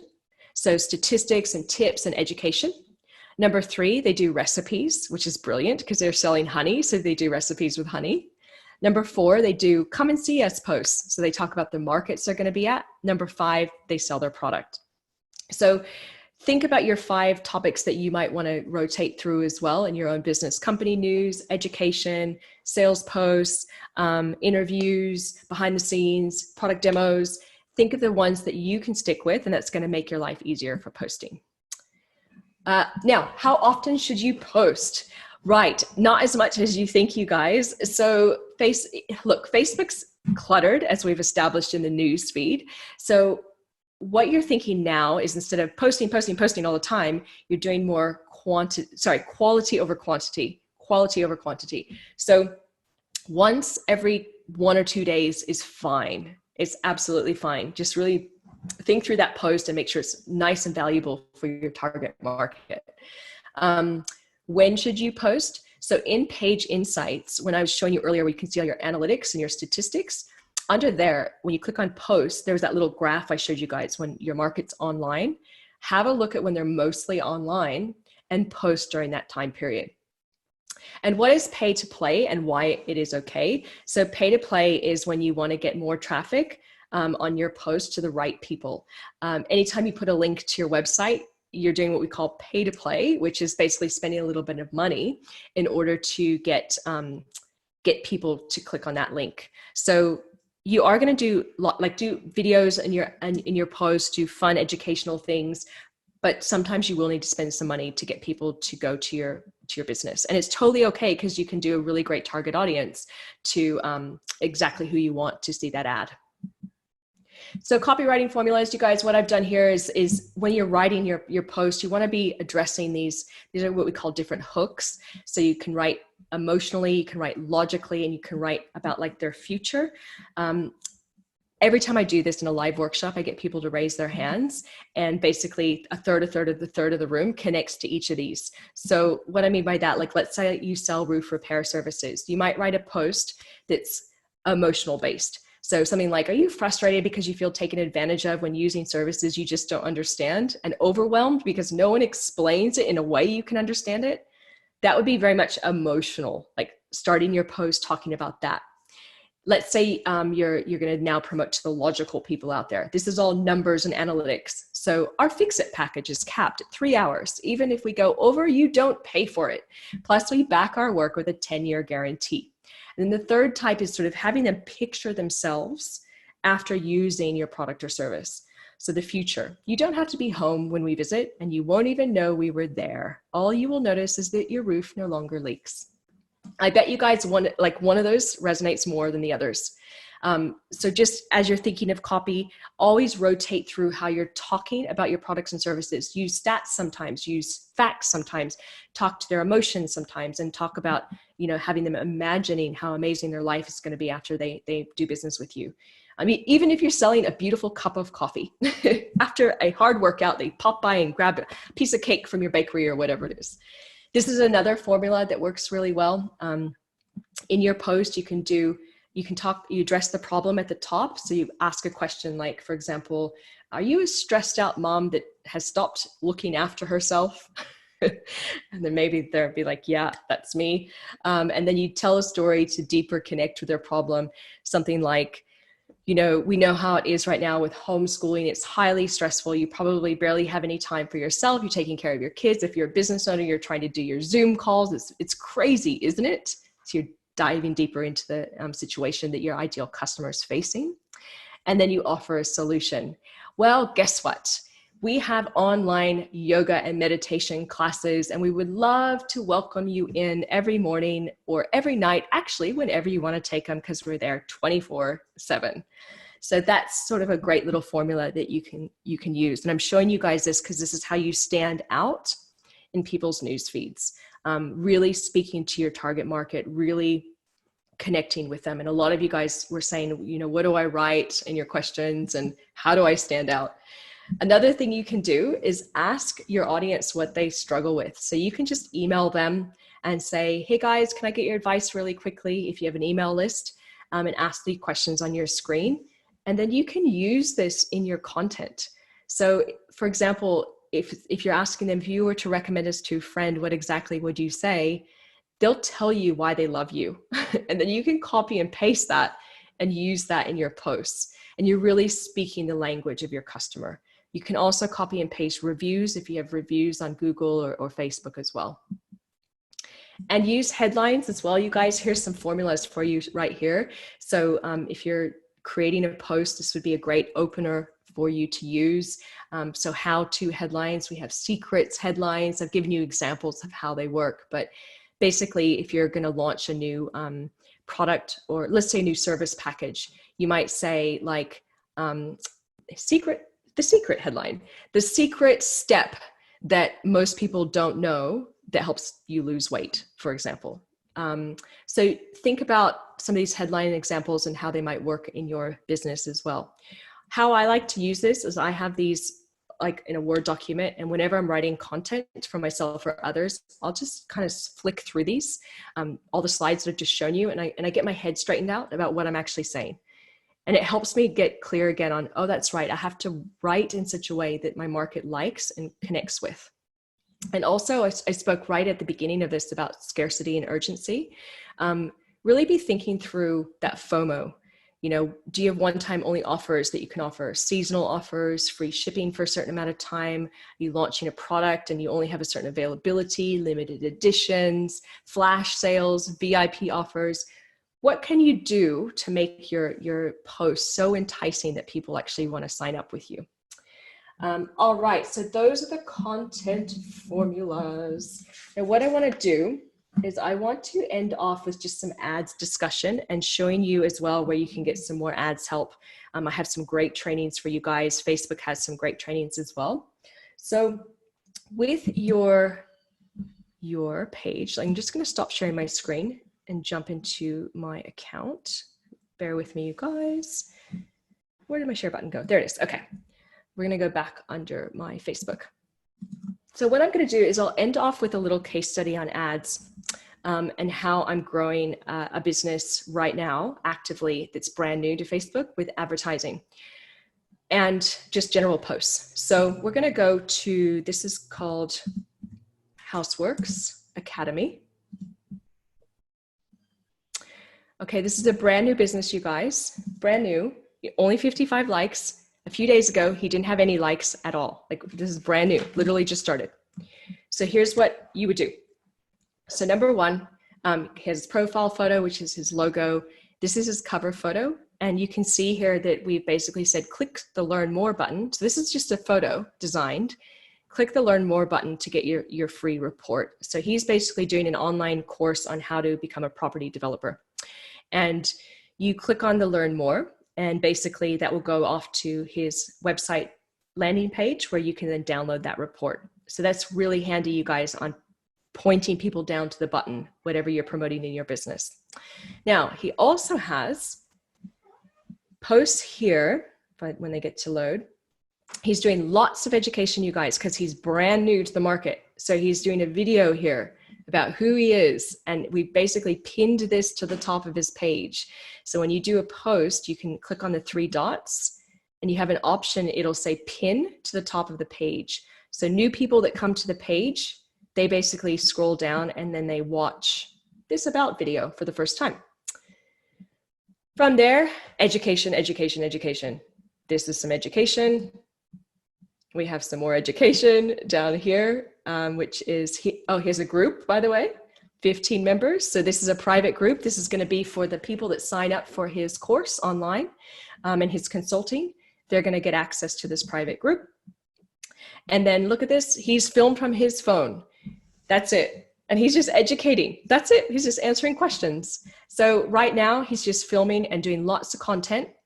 Those are being put up on his page to warm up his audience because he's brand new. But these would be beneficial for any of us that are in business as well, to just kind of warm up our audience again and do great content.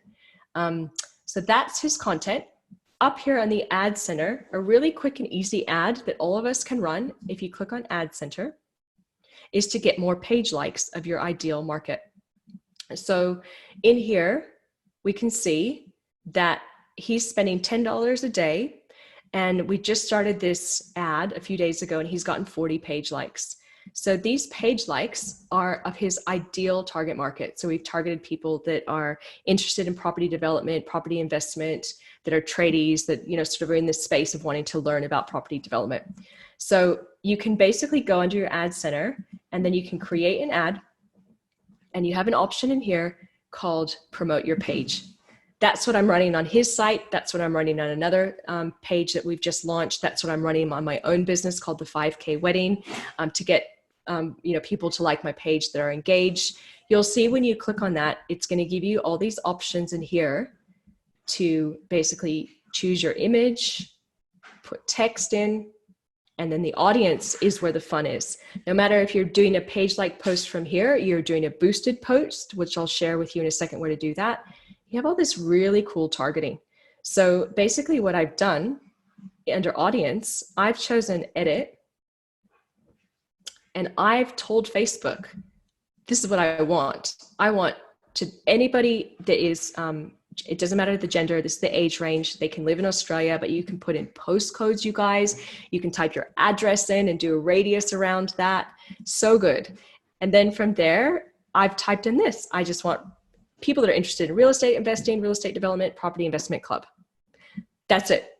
And then I basically set the goal. I think we're spending $10 a day here. I'm spending $2 a day on my own business. I've gotten like 150 likes for $2 a day of engaged people. So you would just start typing in whatever you want in here. Like we can have engaged, excuse me, relationship status. That's what I'm doing on mine.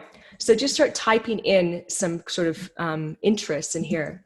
You know, if they like food, maybe they're foodies. Just depends on your target market. I recommend you do that page like ad. It's brilliant. You can spend $2 a day at a minimum and you get the exact target market to like your page. Then from there, what we're also doing, cancel ad because I have another one running. On the page, what I do is I look for the posts that start to get good insights, get good traction. So I do that through the insights, if you guys remember. So that's under, oops, here we go, insights. And then I go down to posts. And then in there, I look for the ones that are getting the best engagement. So like this one right here, that's pretty good. It got for 24 people saw it. It's a brand new page. And then it has actual like post clicks going on. So people like that one. So I go, cool, well, they like that one. So I'm going to boost it. Look, it's very similar to what I just showed you guys. I can get more people to watch this video, or I can get people to start to, you know, do a chat with me. I can send people to page on my website by choosing a button to add. There's the audience again. So targeting, I can go people that like my page. So if I want to get people that are liking my page to see my posts, if I'm going to do a link to my website, like I said, pay to play, and I really want my fans to see my post, I might choose people that like my page. In his case, he's brand new. I'm going to do edit. I'm going to choose again I'll do all of Australia because that's what his market is, or I can type in my own address and I can do it that way, or I can type in a suburb. Oops. Davidson, New South Wales. Avenue, it's not coming up. Maybe French's Forest. Let's have a look. You can do postcodes as well. 2085, there we go. That's it, okay. And then from there, so I'm doing a postcode. There's lots of ways of targeting, and back under interest. So let's say I'm targeting coffee lovers. Coffee. There you go, coffee. I might do like food, if I'm a restaurant, food. And then I can go suggestions, and it's going to give me all these other things that I can target: espresso and foodie and food in restaurants and Starbucks. And I add whatever is applicable to my business. And then from there, I go ahead and click on save, and I scroll down and I choose my budget and then my payment in there as well. If you're first time doing this, it'll ask you for a credit card. That's a really cool formula, really simple, you guys. If you just do that, if you're just getting started, or if you're trying to grow your business, get more eyeballs, I recommend the page like, which is under the ad center. And you go to create ad, and you can do the page like, promote your page. And then I also love just boosting posts. I go under my insights tab, I look at which ones people like, and I boost those. Like, such an incredible way of doing it. So what I want to leave you guys with, and then we'll do Q&A for those of you that want to stick around. I'm happy to stay around and answer questions until I've answered all your questions for those of you that want to hang. But before I do that, I am just going to pop into my slides again. And we'll actually have you jump in just a moment, just a heads up, but I'm just going to give him some resources here. So we'll pop under the slides. Okay. So what I want to show you in here, let's just, okay. You'll get a copy of these, you guys. How to know if your ads are working. Just read this. For those of you that are running ads and are a little bit more advanced, I've given you some statistics and some benchmarks in here. Just read the slides when you get them. But what I want to give you guys, a couple things. So training, I've really just done the tip of the iceberg on ads. So I've covered, how to get more page likes. I've covered how to boost a post. But if you really want to go into advertising deeper level and really dive into different types of target audiences, we talked about the customer journey. And I said at the start, we could do an ad to people that visit your website. If you really want to know that, on my website, there you don't have to opt in, you don't have to sign up for anything, but I have 3 video trainings on this page. And you can go through how to actually set up your ads manager audiences and do ads in much more of an advanced way. So that's that URL right there. And then we meaning Facebook, Facebook has the most amazing library of resources, you guys. It's called Facebook Blueprint. Just Google it. Just Google Facebook Blueprint. It's going to take you into a page with a library of trainings that are absolutely free. Everything from ads to how to, start your business page, to how to manage a group, whatever you want to know about deeper level that we started on today, it's going to be in here. Plus, remember, you have the little circle up in the top right of Facebook. That's the knowledge base. It's the little question mark. You can click on that and ask questions in there. You'll get lots of articles. So guys, what we're going to do, I'll hand it over to Will, and then I'll hang around to answer questions. But before I do that, I just want to say thank you. That's a lot to cover. Hopefully, I think I got through like 90% of your questions from your poll. So thanks you guys for hanging out. It's been absolutely a pleasure. For those of you that are jumping off, enjoy the rest of your day. For those of you who want to hang out, let's hang out. I'll answer questions. Will. Yeah, I'm just trying. Here we go. My video is working. Thank you so much. Again, brilliant presentation, Heather. As good as it always is. So thank you so much. We'll be sharing some materials after this. Heather will provide me with the video. She might have to do a little bit of editing just to take off the chit chat at the beginning. So we'll get that to you as soon as we can, and the slides as well. I'll send recordings. I'll send links to useful sites as well. If you can provide those to me, Heather, too. Absolutely. And just a heads up. This is just one of many events. So we've got another general event next week talking about improving your overall online presence. We've also got events coming up talking about managing your pivot on your business, so how you can refocus your offering in the current circumstances. We're also looking at other things, other marketing, digital topics, referrals, managing your referrals.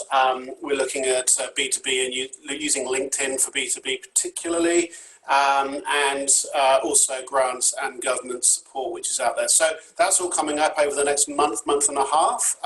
We'll be adding more to that list.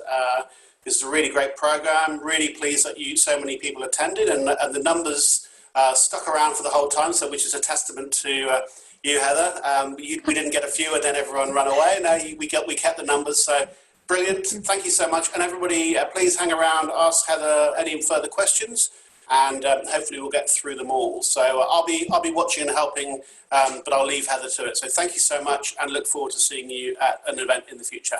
Thanks, guys. Perfect. Thanks, William. Thanks, Will, so much.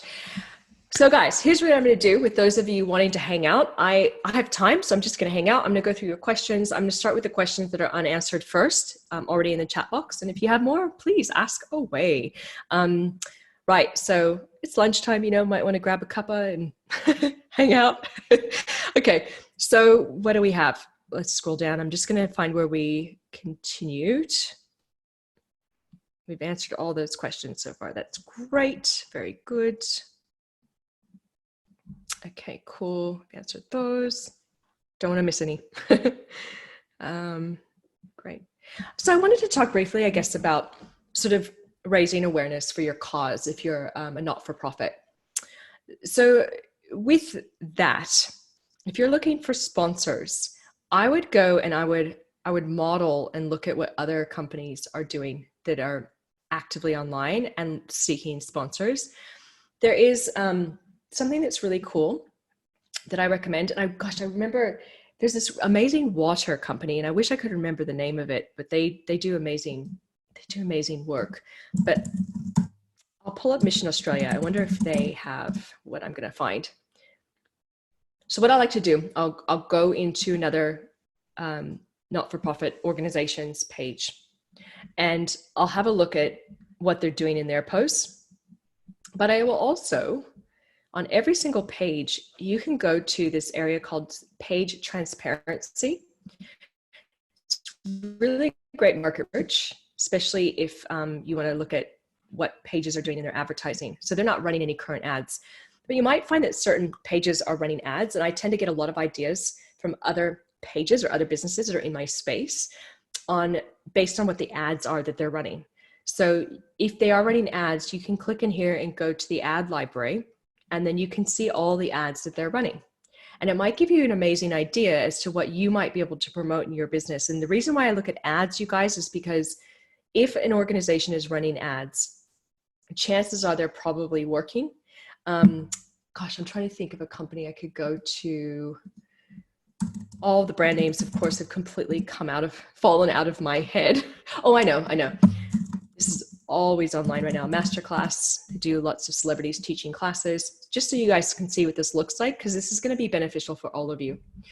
So if a company is spending money on ads, chances are the ads are working, which means that what they've written in the ad is working, which means you can get ideas from that. So you can click on there. I can see that they're currently running ads. So I go to the library. You guys can see my screen, right? I better just double check that. Let me just double check. I think I'm on the right screen. Yeah, okay. Here we go. Right, so I'm under, I think I was not sharing my screen. I apologize. So back on what I've done here is to get to where I am, I basically come up with a page that I want to do market research on. So masterclass, for example, I go down to page transparency and I click on see more. And then from there, it'll tell me the ad page is running ads, and I go to the ad library. And then this is where I get ideas for my own posts, or specifically in the not-for-profit area. I know that, you know, there still is a budget to run ads. And I find that there's really brilliant little gold nuggets in this market research. So you can then look in here and sort by impressions, by recency, by the country. But most importantly, when the ad launched, I like to go down back in time as far as I can. Because if the ad launched at least a couple months ago and it's still running, it works. Because they're spending money on it, it's working. So you can get amazing ideas for not only your business, not-for-profits as well. But another thing that you guys want to focus on too is lots of awareness campaigns. So really beautiful videos on what you do to tug on the heartstrings with a call to action of where to go on your website to become a donor. So that's key. Lots of really gorgeous photos and sort of videos and just behind the scenes. People tend to donate and get involved with organizations that they feel like is hearing them, and also where they can really see where the money goes. So you're going to be doing lots of communication touch points like that. So hopefully that helps you get a few ideas for that. Let's see. Gosh, we have some great questions coming in. This is amazing. All right. Thanks for your patience, you guys, as I scroll through and make sure I get everything. Okay, cool. I don't think all of you guys saying thank you. So lovely. Thank you for that. Yay. So good. Cool. I'm having problems trying to make events on my page private. Been so frustrating. Please do a demo. Well, let's create an event together. That's a whole other area of Facebook. What am I typing in, you guys? My goodness. Okay, here we go. So we'll look at the options for when you create an event. So event creating. So basically you go to your page, and on your page, the easiest place to do it is right here under create, and you click on event right there. So open that up. Okay. And then from there, you're just going to fill this out. So basically, what's the event name? Do you want to change the photo? What's the location, et cetera, et cetera? When does it occur? If you do co-host, then it's going to automatically alert that other person, and it will show up in their page as well, which is quite handy. Schedule, keywords, admission. Here's the post permissions. So you can choose this to be only admins can post, and then you can hide or display the guest list. So as far as privacy, that's basically what your options are. So you can just post, and then you can hide the guest list. But that's basically it. You don't have a lot of options with events, unfortunately, and what you can do. So I'm not really sure what you mean by private event. Like, is it just the privacy settings, perhaps? When you have an event, you can go in and edit once you have the event and change that. Just so you guys see, as a co-host, I have been added to a couple of events. So if I click under events, so this is run by another company, but I've been given co-host rights. So now I can see the event. So that's handy if you're doing like shared events with people. Maybe it's under, so yeah, I can share it. I can invite my friends from there. Yeah, I've never seen privacy settings though. I've only ever seen that you can control what people post in your event. So let's see. Let's see. Okay. How do I organize an online meeting? As far as like what we're doing now, is that the question? So if it's an online meeting, you would not use Facebook probably for that. You would do like Zoom, which is what we're using here, ZOOM. There's other platforms online as well. If you want me to clarify on that, let me know what you mean by an online meeting. And if it is in Facebook, can you give me an example? Good. Thank you for the suggestion. birdlife.org.au is a good one to look at for not-for-profits. Amazing. Yeah, my mind's just gone blank. There's so many really good ones out there, but just look around and just model what other people are doing and make it your own. Why would I boost a post rather than create a campaign? So Jane, boosted posts are really, really easy ads. So you're basically using the data of a post you've already done from Facebook and choosing the posts that are already working well organically, and then spending a little bit of money behind them. And when you do that, what's happening is Facebook already knows that people like your post because you've done it organically. You're getting reach, and you can see that inside of your insights tab, and then you spend money. So in most cases, your ad cost will be down.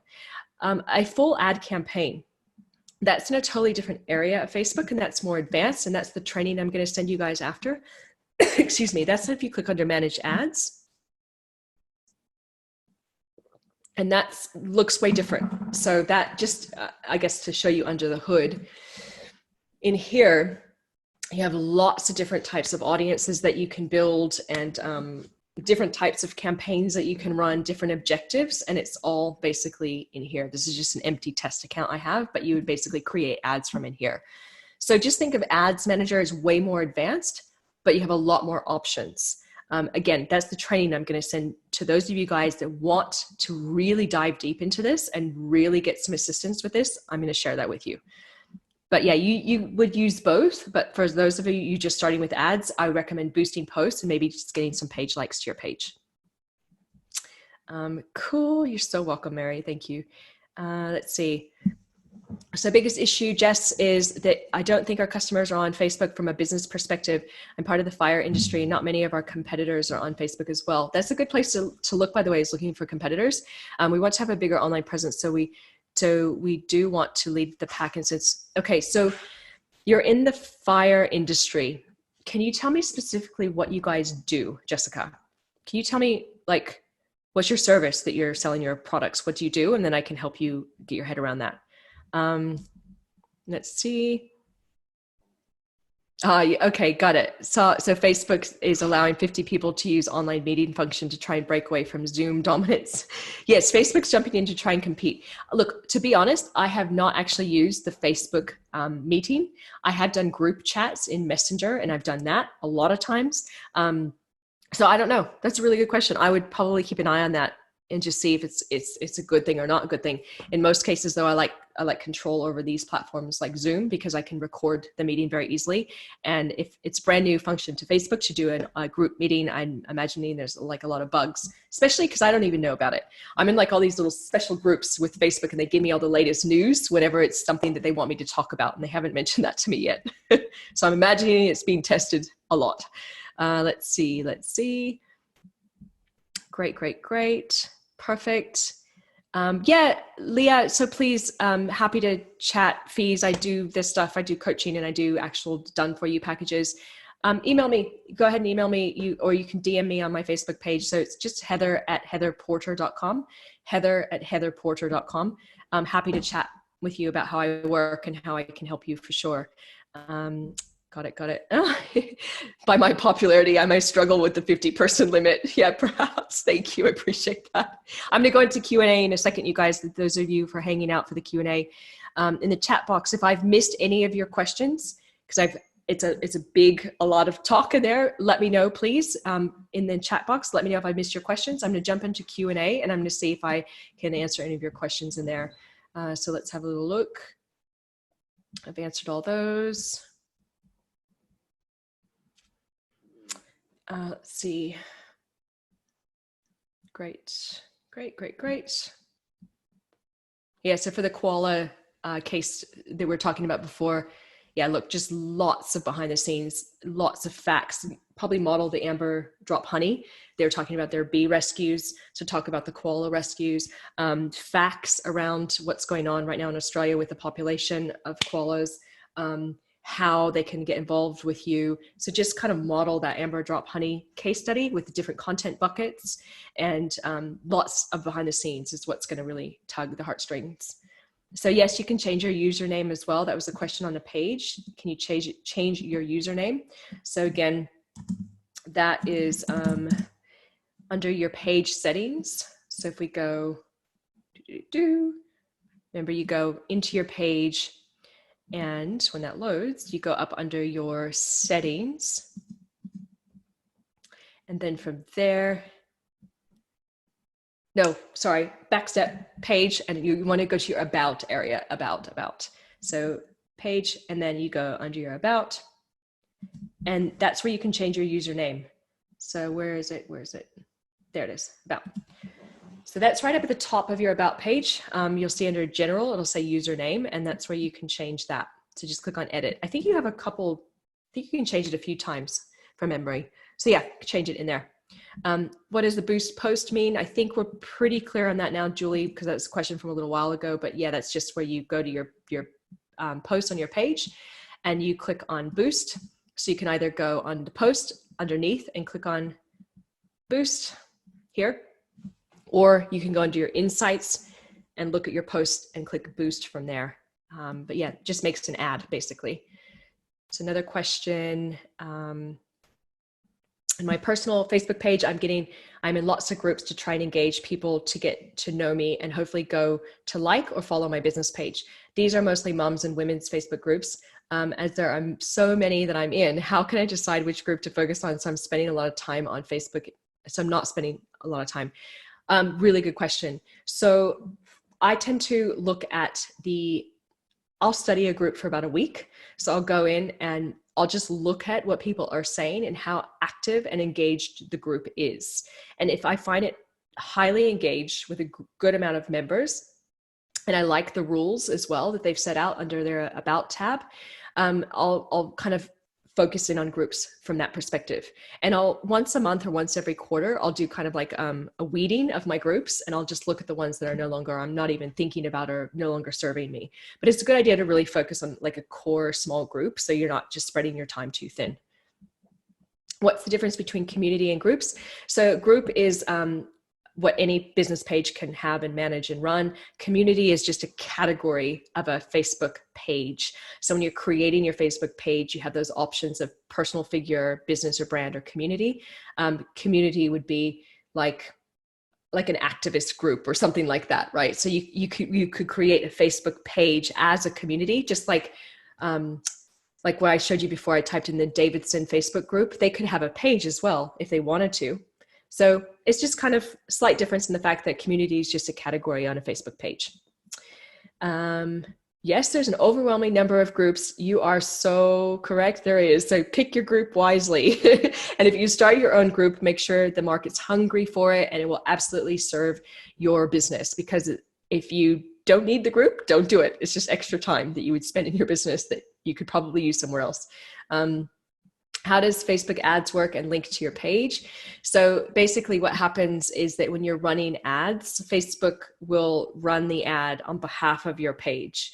So you can't run ads unless you have a business page. And when you're placing the ads, so first of all, if you're boosting, Facebook knows right here that this is a post from my page.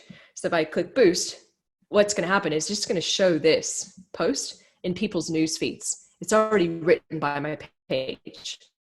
So whatever audience I choose, it's going to show it in their news feeds. If I'm running ads from inside the ads manager, which I showed you earlier, what's going to happen in here is when I'm kind of creating the ads process, this is way more advanced, I'm not going to go too deep, but when you're creating your ad, it's going to ask you, which page do you want to run the ad from? And you select your page from there. So basically, it's just something you have to have. And so when you're running the ad, it's going to show that ad is being run by that particular page. Let's see, how do you optimize the search to your page? That is your About page. So you're probably talking about the search bar for people to find you up here. That's why your About is so important. So under your About, you want to make sure you fill out all the things I spoke about in there before, depending on your category. If you're community, personal figure, local business, you fill out this About area, fill out your products, fill all that out, because that is what's going to help Facebook know what your page does to show it. Let's see, Facebook ads, their value and their budgeting. So Facebook ads, I'm going to give you that in the follow-up training. The reason why I didn't go too deep into Facebook ads is because about more than half of you guys have never run an ad, and I knew it would absolutely spin you out. So I just wanted to touch on the boosted posts and start there, and then give those of you that are already advertising my best content basically for free, which is that extra link I gave you. That's going to talk to more about how you run your ads in the ads manager. But I will briefly touch on budgeting for those of you that are kind of wondering, like, what do I spend? So let's talk about boosted posts first on budgeting. Now, like I was saying before, you can go in and do a page like ad, and you can spend as small as $2 a day. So that's what I'm doing on my new business, the 5K wedding business.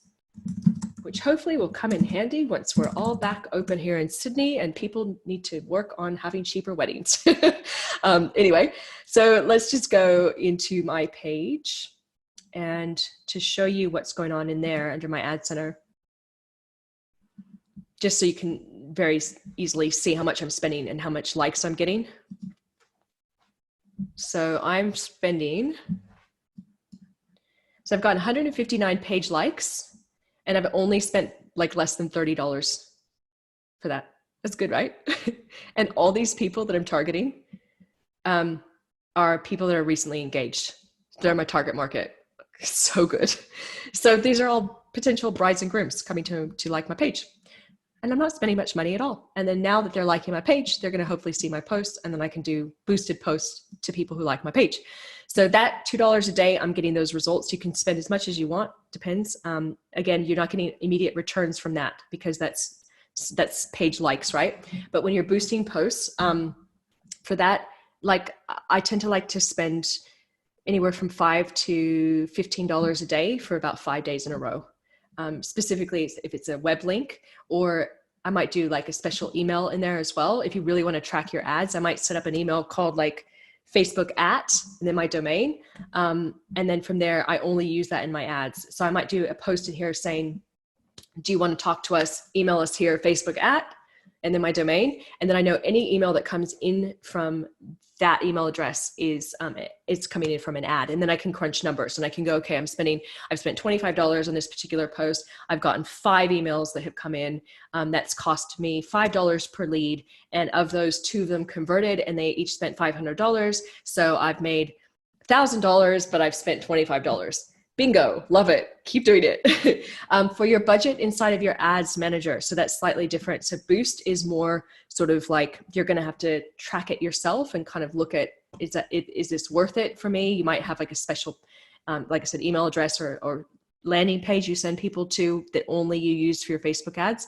But inside of your ads manager, and again, I'll show you this more in my advanced videos, you have way more tracking. Whoops, what did I click on there? Stop. Okay. I'm going to go into an active account. This is a naturopath that I do some ads for. I'll show you her stuff. She's cool if I show you.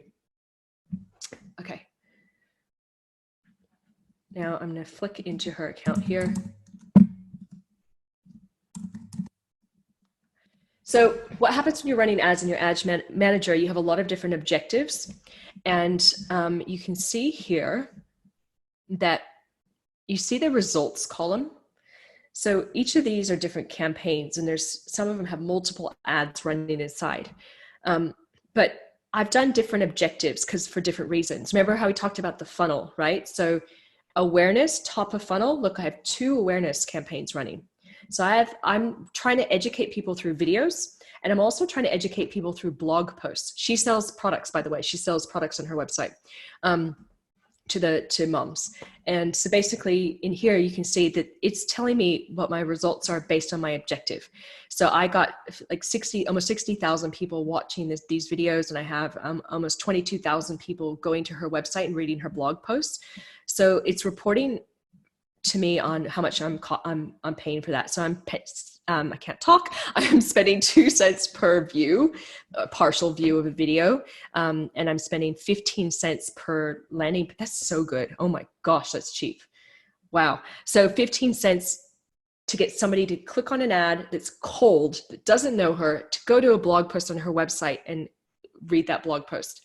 That's really good. So, look though up here, you guys. So I have other budgets too. So I have conversion. So I'm selling products. So in this particular ad, we've made 2,796 purchases. That's a lot of purchases, right? It's costing us about $7.97 per purchase. And there's other sort of budgets and things I keep in mind here. So what I'm going to do is I'm going to look inside of here for this other thing called return on ad spend. And I apologize if this goes over some of your heads. I know it's going to, but some of you are going to be like, yes, Heather, give me more. So in here, what I'll do is I'll basically add a new column to look at, and I'm going to go under my columns and then customize. And I'm going to do this thing it's called ROAS, or return on ad spend. So that is when that loads. Gosh, it's slow. Come on, Facebook, you could do this. Oh my goodness. Okay. So ROAS.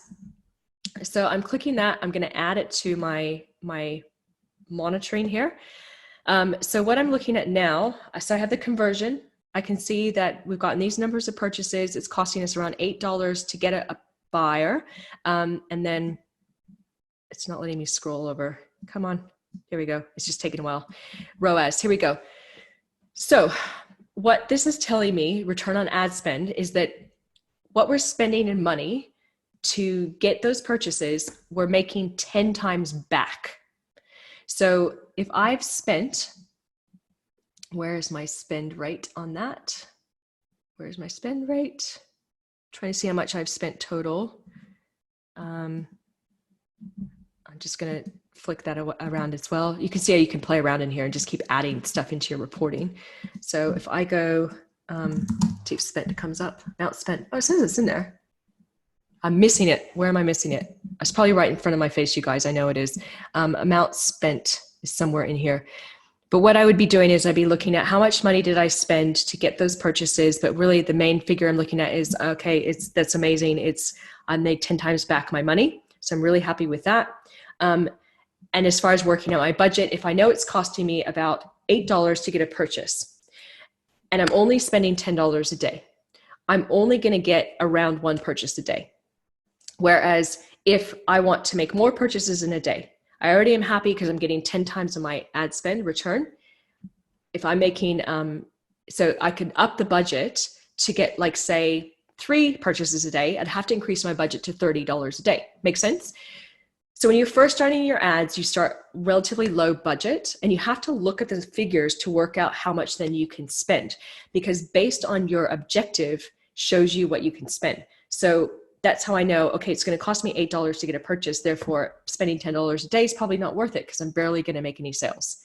Whereas if I'm looking up here to some of the other objectives, I might realize, well, okay, I want to get more traffic to my website. So if it's costing me 15 cents per landing page view, and I'm only spending $2 a day, I'm not going to get that many views. So I might want to increase that. Hopefully that makes sense. So budget's like how deep is a can of worms, but you kind of have to look at it from how much it's costing you to get a result to then realize if it's worth it for you. Do you need to tweak your ads, or then do you need to increase budget from there?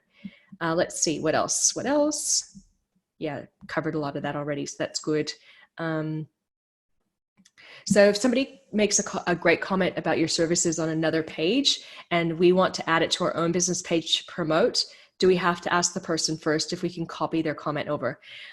No, because they put it publicly. And here's why I say that. So if I go to, gosh, oh my gosh, you still have so many of you on the call. That's so good. Love it. Love it that you're all interested in working in your businesses. It's so cool.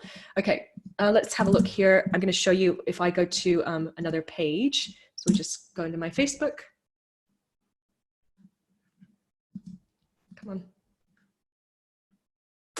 So is that going to let me in? Let me just close a couple tabs. Facebook.com.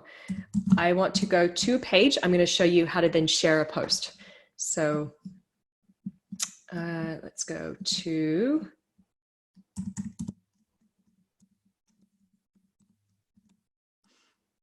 my internet's getting very slow all of a sudden. I bet everyone's kind of on lunch break or with kids doing something. There we go. A familiar page. Let's go to that page. Here we go. So let's say that one of you jumps on here and goes, oh my gosh, Heather's presentation was extraordinary. And I'm like, yes, that's amazing.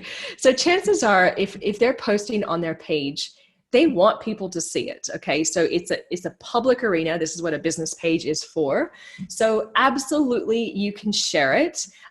You would go down underneath the post and you would click under here to this section where it says share.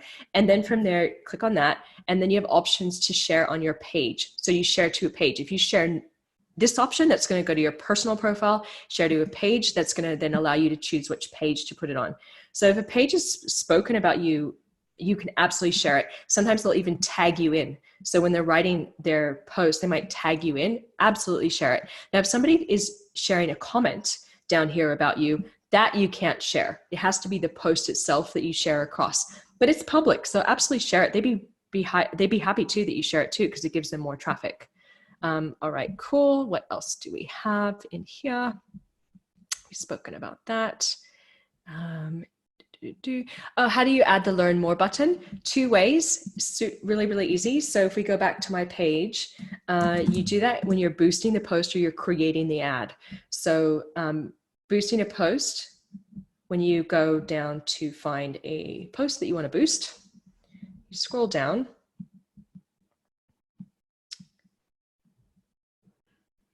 Come on. Thanks for your patience, you guys. It's really gotten slow, hasn't it? Really bad. Oh, gosh. Okay. So what you'll do here is you'll click on the boost again, in this case, or boost post, and you'll have an option in here. Oh,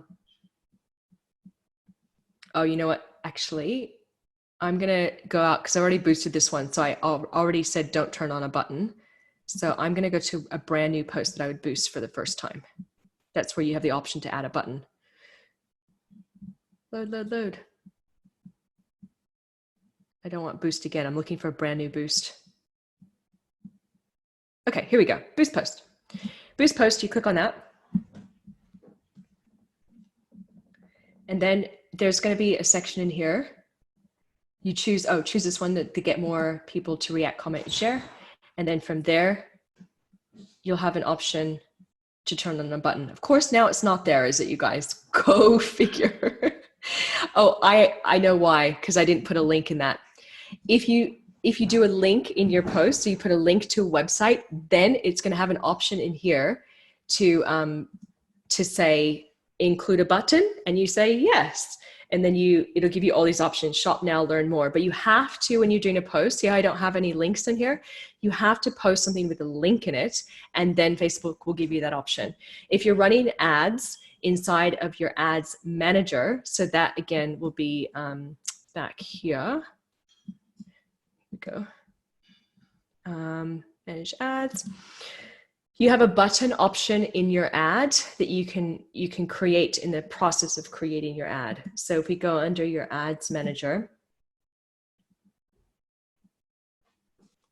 so whether you boost or you do an ad the fancy way in the ads manager, that's basically how you would do it. So you just click on create.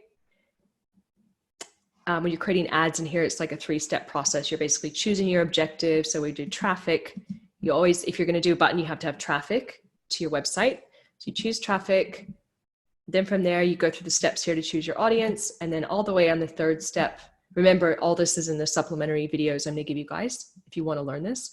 Under the ad itself in here, you'll basically have an option for a button when that loads, which is pretty handy. So see where it says call to action?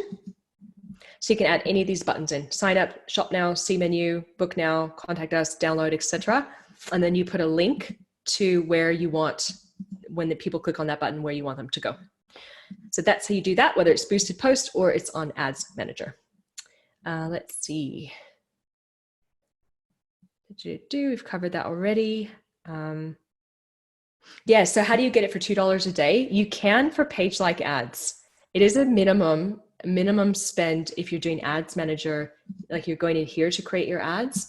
It is going to be a minimum of $10 a day. But if you're running ads from the ads center on your page, which again was, if I show you how to access that, oops.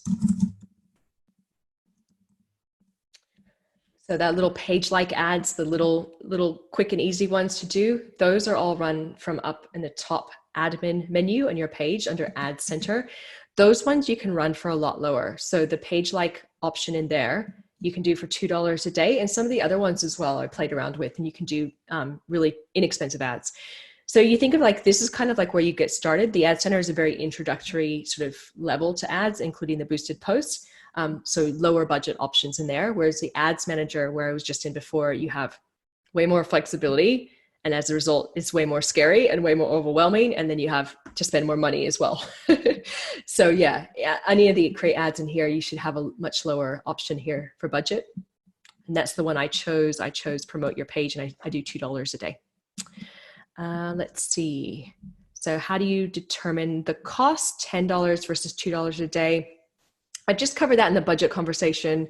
Yeah, it's just the reach that changes. So when you're setting up your ad, Facebook's going to tell you based on that amount of money for the budget that you've plugged in, how many people you can expect to reach. So if you're doing a page like ad, it's going to say based on $2 a day, you can expect approximately these many page likes. Or if you do a traffic ad, it's going to say based on spending $10 a day, you can expect to get maybe 10 people to go to your website. So it'll tell you, and if you want more, you have to increase your budget and it will tell you accordingly. Yep, so we've talked about boosted posts. Let's see. So boost posts are ads, that's all they are. And yes, it allows you to reach more people. So basically, anytime you do a post on your page, it's only showing on the Facebook feed to the people who like your page. If you want your post to be seen externally of the people that like your page, you need to make it into an ad. And that's why you do a boosted post, or that's why you do an ad in the ads manager, is to show it to more people, your target audience that does not yet like your page. Cool. Yeah, so Jane, a very good question if you're still here. Why do so many experts say not to boost posts and yet all the targeting is available there? Yeah, I know, right? Here's why. So tricky, here's how to answer that. Boosted posts are a brilliant way of getting started. And why would Facebook have them if they don't work? Anything that Facebook puts out where it's asking you to spend money, people are not going to return and keep spending money if it doesn't work. I just kind of use my common sense around that. So this whole ad center, these boosted posts, they do work. That's why they're there. They're perfect for just getting started out. They're perfect for just reaching new audiences. However, if you're going to grow your business and want to properly use ads and scale your business and start to go into a whole other level of ads, you do need Ads Manager, because Ads Manager allows you to do deeper level marketing, like people that have been to your website, people that are on your email list. You can target all these people and audiences. It just has such a much more advanced, much more amazing way of reaching people. So the way I always say to people is, when you're just getting started and if you cannot afford the budget to hire somebody to help you, just start boosting posts and you're going to see phenomenal results, especially if you're a local business. If you are growing your business and you have lots of different products and you're really starting to scale your growth on social media, then you will want to use Ads Manager. But yes, both work. If you don't feel very creative, how do you find somebody who can create content? Fiverr? I love Fiverr, totally. Here's the thing. The posts that you do that have text over the top of them, they don't get as many results because they don't look, as we say, native. So what I would do, and what I've done for myself, I hired a local photographer. I recommend this to any local business. Hire a photographer for the day. Don't need to cost a lot of money. Just Google local photographer. They'll come to your place of business or your house or wherever you are, and they can do what's called a lifestyle photo shoot. So they'll show your desk, they'll show your team, they'll show your cat, your dog, if they're your little mascot in the office. Just tell them I need a lifestyle shoot for social media. And then they'll just walk around and do really cool artistic shots. You'll get a library of hundreds of photos that you can use.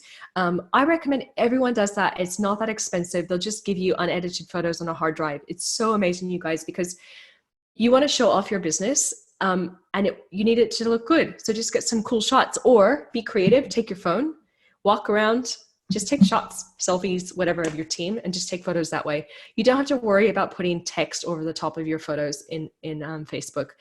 Photos that are more candid and more snapshotty actually work better. But if you do need help and you do really want some more graphics, 2 places you can go: Fiverr.com, like you were suggesting, Fiverr.com, $5 jobs and up. So you can go in there and you can type in graphic artist. Or if you're feeling a little sort of kind of creative, you can go to the tool that's free called canva.com, and you can create designs in there that are incredible. They have really beautiful designs and great tutorials. So you can create Facebook posts and pull through beautiful photos in there. So Canva or Fiverr, yes. But just hire a photographer or just take snapshots yourself off your phone, and that will be perfectly adequate. Let's see. You can sell your product on Facebook, so there is no absolute need to create a website. Is that right? Look, you still need what's called a catalog feed. And that's pulled from your website. So if you have Shopify or WooCommerce, you still have like a catalog that you then sync into Facebook. So that's the easiest way of doing it. But yes, to answer your question, you can manually create what's called a Facebook shop catalog and manually enter products in. The unfortunate thing with Facebook in Australia is that we don't yet have the sort of the buying capabilities that they have in the States. So it's still a little bit clunky. But yeah, absolutely. You could just go manual, just Google Facebook product catalog, and then Google how to manually import or do your products in there. And then you basically would be setting up what's called a shop tab on your page down the left-hand side, and people can shop from there. But most businesses I work with and people I know, they have their website and they do like a sync. They sync their website into their Facebook shop catalog that way. Let's see, what else do we have? As a sole business owner in a service-based industry, if I were to pay for ads, where would people see them outside of the people who already like my page? That's where you select the audience. So that's totally up to you. So the examples I gave before, where I was doing the page like ads and the boosted posts, when I was choosing my audience, I had an option in there to show it to people that like my page, or I had an option in there to target like people that were engaged that live in Australia. All those people, probably a huge percentage of them, do not even know I exist or like my page yet. So that's in that process of boosting the post or creating an ad. It's the audience, and you choose the interest and the demographics and where they're located. And then once you place the ad or boost the post, it will show up in their news feeds. So that's how you do that. It's so good for service-based business. Seriously, Facebook, you can do some great ads, lots of great educational demos, things like that. The event is only for a specific group of people, so private is best. Yes, Fiona, I know, coming back to the event thing, I have never known how to do private event. That's a really good, I'm not sure if it's actually available. If you just go up under your Facebook, just your Facebook homepage, so your facebook.com, and do that little question mark and just type how to have a private event, you'll know straight away from Facebook if it's doable or not. Yeah, it's a good question. I'm not 100% on that. So let's see, online meeting. How do I share the Zoom link only to people who've registered to take part in a creative discussion? Would prefer not to post the link on my page. Yeah, cool. Okay, so what you're going to need to do, you'll have to, for online meetings, you'll have to set up like a registration page where people will register to attend the meeting first. So only the people that register then get the link. So that could be like what Will did with you guys. So he sent out, you could register on the Ku-ring-gai Council website. I think some of you guys might have emailed him, but basically you have to have some way of registering, whether it's on your website through a form or they email you. Once you have that list of everybody that's attending, then you get a link, like how you guys got from Will when he emailed you a link from Zoom. That link is private. Only those of you guys that have been given that link can access this call that you're on with me right now. So yeah, two-step process. Registration first, then you set up a meeting in your meeting platform like Zoom, and you get that link, and then you send it out to everyone that's registered. Okay, let's see. Does Facebook send your ad to a certain number of people per dollar with boost? Yeah, so when you're boosting your post, it's going to tell you exactly how many people you might show up in front of based on how much you're willing to spend. So it's going to give you a rough estimate. And after you run your ad for a few days, you'll see how your results are. Like with my page like ads, for example, I can see I spent $30 and I got this amount of likes. But yeah, it'll show you the potential amount of people you can reach when you're choosing your budget. What's the ideal size for your target audience and ads so that it's not too broad or narrow? If you're a local business, you want to reach as many people as possible. So what you're doing is you're basically, you're just going in your area. So if, let's say that I am a cafe, I'm in Davidson, I just want as many people to get in front of me. I wouldn't even worry about doing interests like food and cake and coffee and foodie. I wouldn't even go there. I would literally just do radius. So I type in my address in the demographic area, the location. I would type my address and I would do like a radius. You can choose a radius around the area. That's all I would do.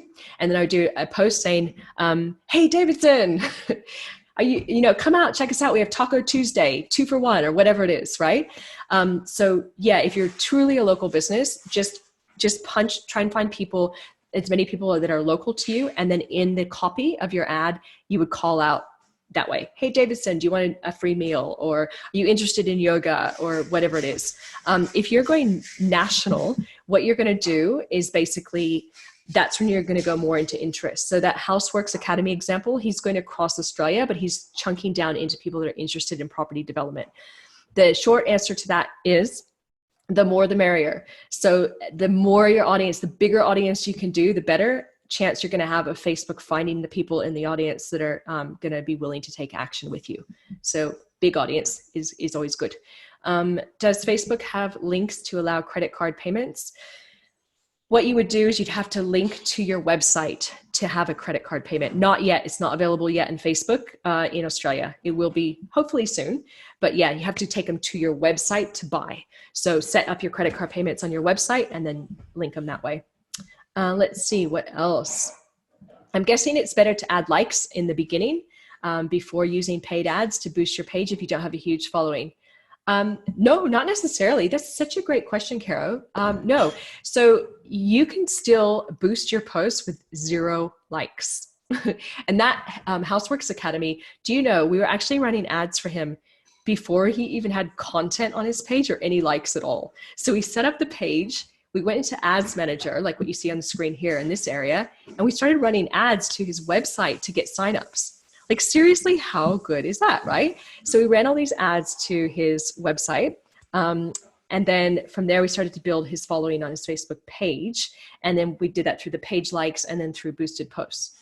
So yeah, you can be, you know, if you need business right now, don't stuff around. Just you do ads straight away and just boost it out to people that are, you know, not necessarily liking your page yet. You don't even have to have page likes. Are your ads going to people outside of your group? How to get the ads in groups. I wish you could do ads in groups. You cannot do ads in groups yet, unfortunately. So yeah, it's private at this point. No ads yet in your group. Can people who view the business page see your address? That's up to you. So in your about page, in your about area on your page. So if I go, let's see if I can go under here. It's not letting me click in. Come on. How weird. My screen's gone all strange. I'm gonna just try and show you exactly where that is. That is very odd. I suddenly can't actually type into my browser bar. Let's try this keyboard. No. Oh, that's why. I had to hit that I'm happy to cancel and leave that site. Okay, so if I go to one of the pages that I run,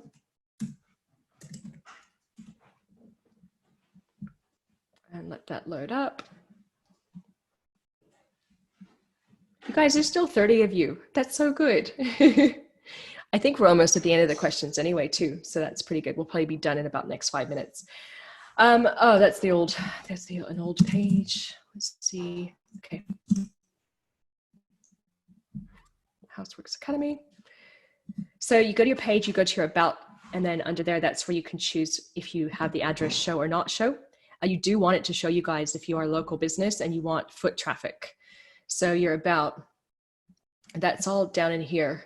So you're basically going to go through, excuse me, and you will have an edit page info button at the top. And then under location, you can tick the box that says has street address, put your street address in. And then customers visit my location, you can tick that box as well. If you don't have an address, just leave that all blank. If you do, and you check all the boxes, then your map is actually going to show up inside of your about page. So hopefully that answered that question. Let's see. We are at the end of our Q&A box. I'm just going to jump over to our chat box and make sure we're all good on that as well. So that's our Q&As. We're going to jump to our chat. I think, let's see. Oh my gosh, we might only have one more question. One more question. Good. I'm hungry. I want lunch. Yeah, I know. I think they were cooking behind me. I can smell the food. You guys were probably hearing the salt shakers from my teenage son is here and he's getting ready for work. So, or stepson. All right, cool. So you guys, we're done. That's it. Wow. Excellent. We did it. Well done, Heather. Thanks everybody for coming today. Yeah, I'll send some information around after the session. Heather, if you can provide me with a video, I'll send it round. Absolutely. Looking forward to seeing you guys at one of our upcoming events. And Heather, thank you so much. Brilliant session again. And thank you for hanging around for almost an hour to answer the questions. Oh, good. I love this stuff. Thanks you guys for attending. Thanks again, Will, for all of your help as well. Thank you, everybody. See you soon. Bye, guys. Bye-bye. Bye.